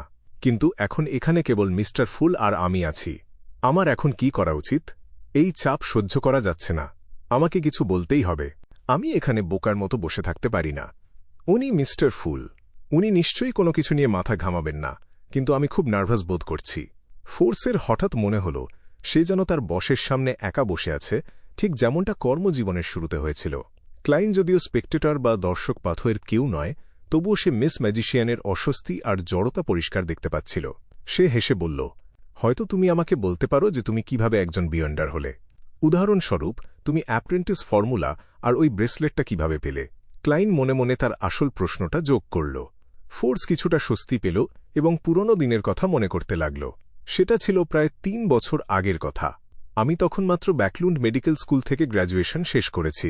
আমার বাবার সাহায্যে আমি খুব ভালো সুযোগ সুবিধাসম্পন্ন একটি প্রাইভেট ক্লিনিকে যোগ দিয়েছিলাম। হে, আমার বাবা ততদিনে ইস্টবালামে স্থায়ীভাবে বসবাস শুরু করেছিলেন। সাউদার্ন কন্টিনেন্টে যাওয়ার নিরাপদ সমুদ্রপথ আবিষ্কৃত হওয়ার পর থেকে রাজ্যের মেধাবী যুবকেরা পৃথিবীর প্রতিটি কোণায় ছড়িয়ে পড়তে শুরু করেছিল। আমার বাবা একজন নিম্নপদস্থ সামরিক কর্মকর্তা হিসেবে সম্পদ আর ক্ষমতার লোভে ইস্টবালামে চলে গিয়েছিলেন। আমাকে আর আমার মাকে ব্যাকলুন্ডে বিধবাদের মতো জীবন কাটানোর জন্য ফেলে রাখা হয়েছিল। জাহাজে করে পাঠানো কোনো চিঠি আমাদের কাছে পৌঁছাতে কয়েক মাস সময় লেগে যেত। রাজ্যে এই পরিস্থিতি খুব একটা অস্বাভাবিক কিছু নয়। আমি একজন বৃদ্ধ ভদ্রলোককে চিনতাম যার ৫ জন সন্তান ছিল, কিন্তু তারা কেউ আর্কিপেলাগোতে, কেউ ওয়েস্টার্ন বালামে, কেউ পাজ ভ্যালি অথবা হ্যাগেন্টি প্লেন্সে ছড়িয়ে ছিটিয়েছিল। তাদের প্রত্যেকের নিজস্ব ক্যারিয়ার, পরিবার আর সম্পদ ছিল, কিন্তু তারা ভুলে গিয়েছিল যে একজন বাবা সবসময় তাদের ফেরার অপেক্ষায় বসে আছেন। আমি যখন গ্রামার স্কুলে পড়তাম তখন আমার মা খুব অসুস্থ হয়ে পড়েন। হাসপাতালের বিছানায় অসহায়ভাবে তাকে মারা যেতে দেখা ছাড়া আমার আর কিছু করার ছিল না। আমার চিঠির উত্তর দিতে বাবার ১ মাস সময় লেগেছিল। তিনি আমাকে জানিয়েছিলেন যে ইস্টবালামে তার নতুন একটি পরিবার আর নতুন জীবন গড়ে উঠেছে। তিনি ব্যাকলুন্ডের সব সম্পত্তি আর কিছু টাকা আমাকে দিয়ে দিয়েছিলেন। আমার মনে হয় তিনি কিছুটা অপরাধ বোধ থেকে এটা করেছিলেন। একজন সফল ঔপন্যাসিক হিসেবে ফোর্সের গুছিয়ে কথা বলার চমৎকার ক্ষমতা ছিল। ক্লাইন চুপচাপ মনোযোগ দিয়ে তার কথা শুনছিল। ফোর্স দীর্ঘশ্বাস ফেলে আবার বলা শুরু করল। যাই হোক, আমার বাবা ভেটারান্স ক্লাবের মাধ্যমে আমাকে ইউসিফোভ ক্লিনিকে কাজ পাইয়ে দেন। সেখানকার বেতন বেশ ভালো ছিল এবং আমি বেশ ভালোই করছিলাম, কিন্তু ভবিষ্যৎ নিয়ে আমার মনে কিছুটা দুশ্চিন্তা কাজ করত। তাই আমি সিনিয়র ডাক্তারদের কাছ থেকে শেখার জন্য খুব পরিশ্রম করতাম আর টাকা জমাতে থাকতাম। ঠিক সেই সময় এক বৃদ্ধা মহিলার সাথে আমার পরিচয় হয়, যিনি নিয়মিত আমার কাছে চিকিৎসার জন্য আসতেন। তিনি খুব একা ছিলেন এবং তার কোনো সন্তান ছিল না। তার স্বামী ১০ বছর আগেই মারা গিয়েছিলেন। তার প্রতি আমার মায়া হতো, তাই আমি প্রায়ই তার সাথে কথা বলতাম আর তাকে সময় দিতাম। একদিন আমি অবাক হয়ে দেখলাম যে তিনি দেয়াল ভেদ করে হেঁটে চলে যেতে পারেন। সেই ঘটনাটা আমার সামনে এক নতুন জগতের দরজা খুলে দিল। ওই বৃদ্ধা জানিয়েছিলেন যে এটা তার স্বামী তার জন্য রেখে গেছেন। তিনি অস্পষ্টভাবে বলেছিলেন যে যতক্ষণ পর্যন্ত কেউ কোনো বিশেষ পরিবারের সদস্য না হচ্ছে ততক্ষণ পর্যন্ত কোনো অভিশাপের ভয় নেই। তার কিছুদিন পরেই তিনি এতই অসুস্থ হয়ে পড়েন যে তার মৃত্যু ঘনিয়ে আসে। তিনি আমাকে জিজ্ঞেস করেছিলেন আমি তার মতো হতে চাই কিনা। আমি তখন খুব অল্প বয়সী ছিলাম আর আমার মাথায় অনেক কল্পনা ঘুরপাক খেত। আমি দ্বিধাহীনভাবে রাজি হয়ে গেলাম। তিনি আমাকে ফর্মুলাটা দিয়েছিলেন। তিনি আমাকে বলেছিলেন তার মৃত্যুর পর যেন তার শরীরের ওপর নজর রাখি এবং হঠাৎ করে যে উজ্জ্বল বস্তুটি বেরিয়ে আসবে তা যেন সংগ্রহ করি। আর ওটাই ছিল পশনের প্রধান উপাদান। তাছাড়া তিনি আমাকে এই ব্রেসলেটটা দিয়েছিলেন এবং বলেছিলেন খুব বিপদে না পড়লে যেন এটা ব্যবহার না করি। তিনি আমাকে পূর্ণিমার রাতের ওই অদ্ভুত আওয়াজগুলোকে বেশি গুরুত্ব দিতে বারণ করেছিলেন। দুর্ভাগ্যবশত আমি শেষ পর্যন্ত বিপদ এড়াতে পারিনি। একবার ব্রেসলেটটা ব্যবহার করার পর পূর্ণিমার রাতের সেই আওয়াজগুলো আরও তীব্র হয়ে উঠেছে। মনে হচ্ছে ওই ভদ্রমহিলা আব্রাহাম পরিবারের কারো বিধবা স্ত্রী ছিলেন। তিনি নিজের অভিজ্ঞতা দিয়ে প্রমাণ করে গেছেন যে অভিশাপ কেবল রক্তের সম্পর্কের উত্তরাধিকারীদের মধ্যেই সীমাবদ্ধ। ক্লাইন মাথা নাড়ল। তুমি একবার হাই সিকোয়েন্স বিয়েন্ডার হয়ে গেলে এই আওয়াজগুলো তোমার ওপর আর খুব একটা প্রভাব ফেলতে পারবে না। আমিও তাই আশা করি। ফোর্স যদিও বিশ্বাস করতে পারছিল না যে সে কখনো হাই সিকোয়েন্স বিয়েন্ডার হতে পারবে, কিন্তু সে মিস্টার ফুলের কথার উপর আস্থা রাখল। আবারও সোমবার ফিরে এলো। ক্লাইন ঘুম থেকে উঠে নিচে নামার সময় লিভিং রুমের কফি টেবিলের ওপর এক টুকরো কাগজ দেখতে পেল। কার্যকরী। তাতে কেবল এই একটি শব্দ লেখা ছিল, যাক ভালোই হল। ক্লাইন স্বস্তির নিঃশ্বাস ফেলল। বিকেল 2:45টার সময় সে নিয়মিত সময়ের আগেই গ্রে মিস্টের ওপর চলে গেল। সেখানে সে নতুন ট্যারো ক্লাব গ্যাদারিংয়ের প্রস্তুতি নিতে শুরু করল।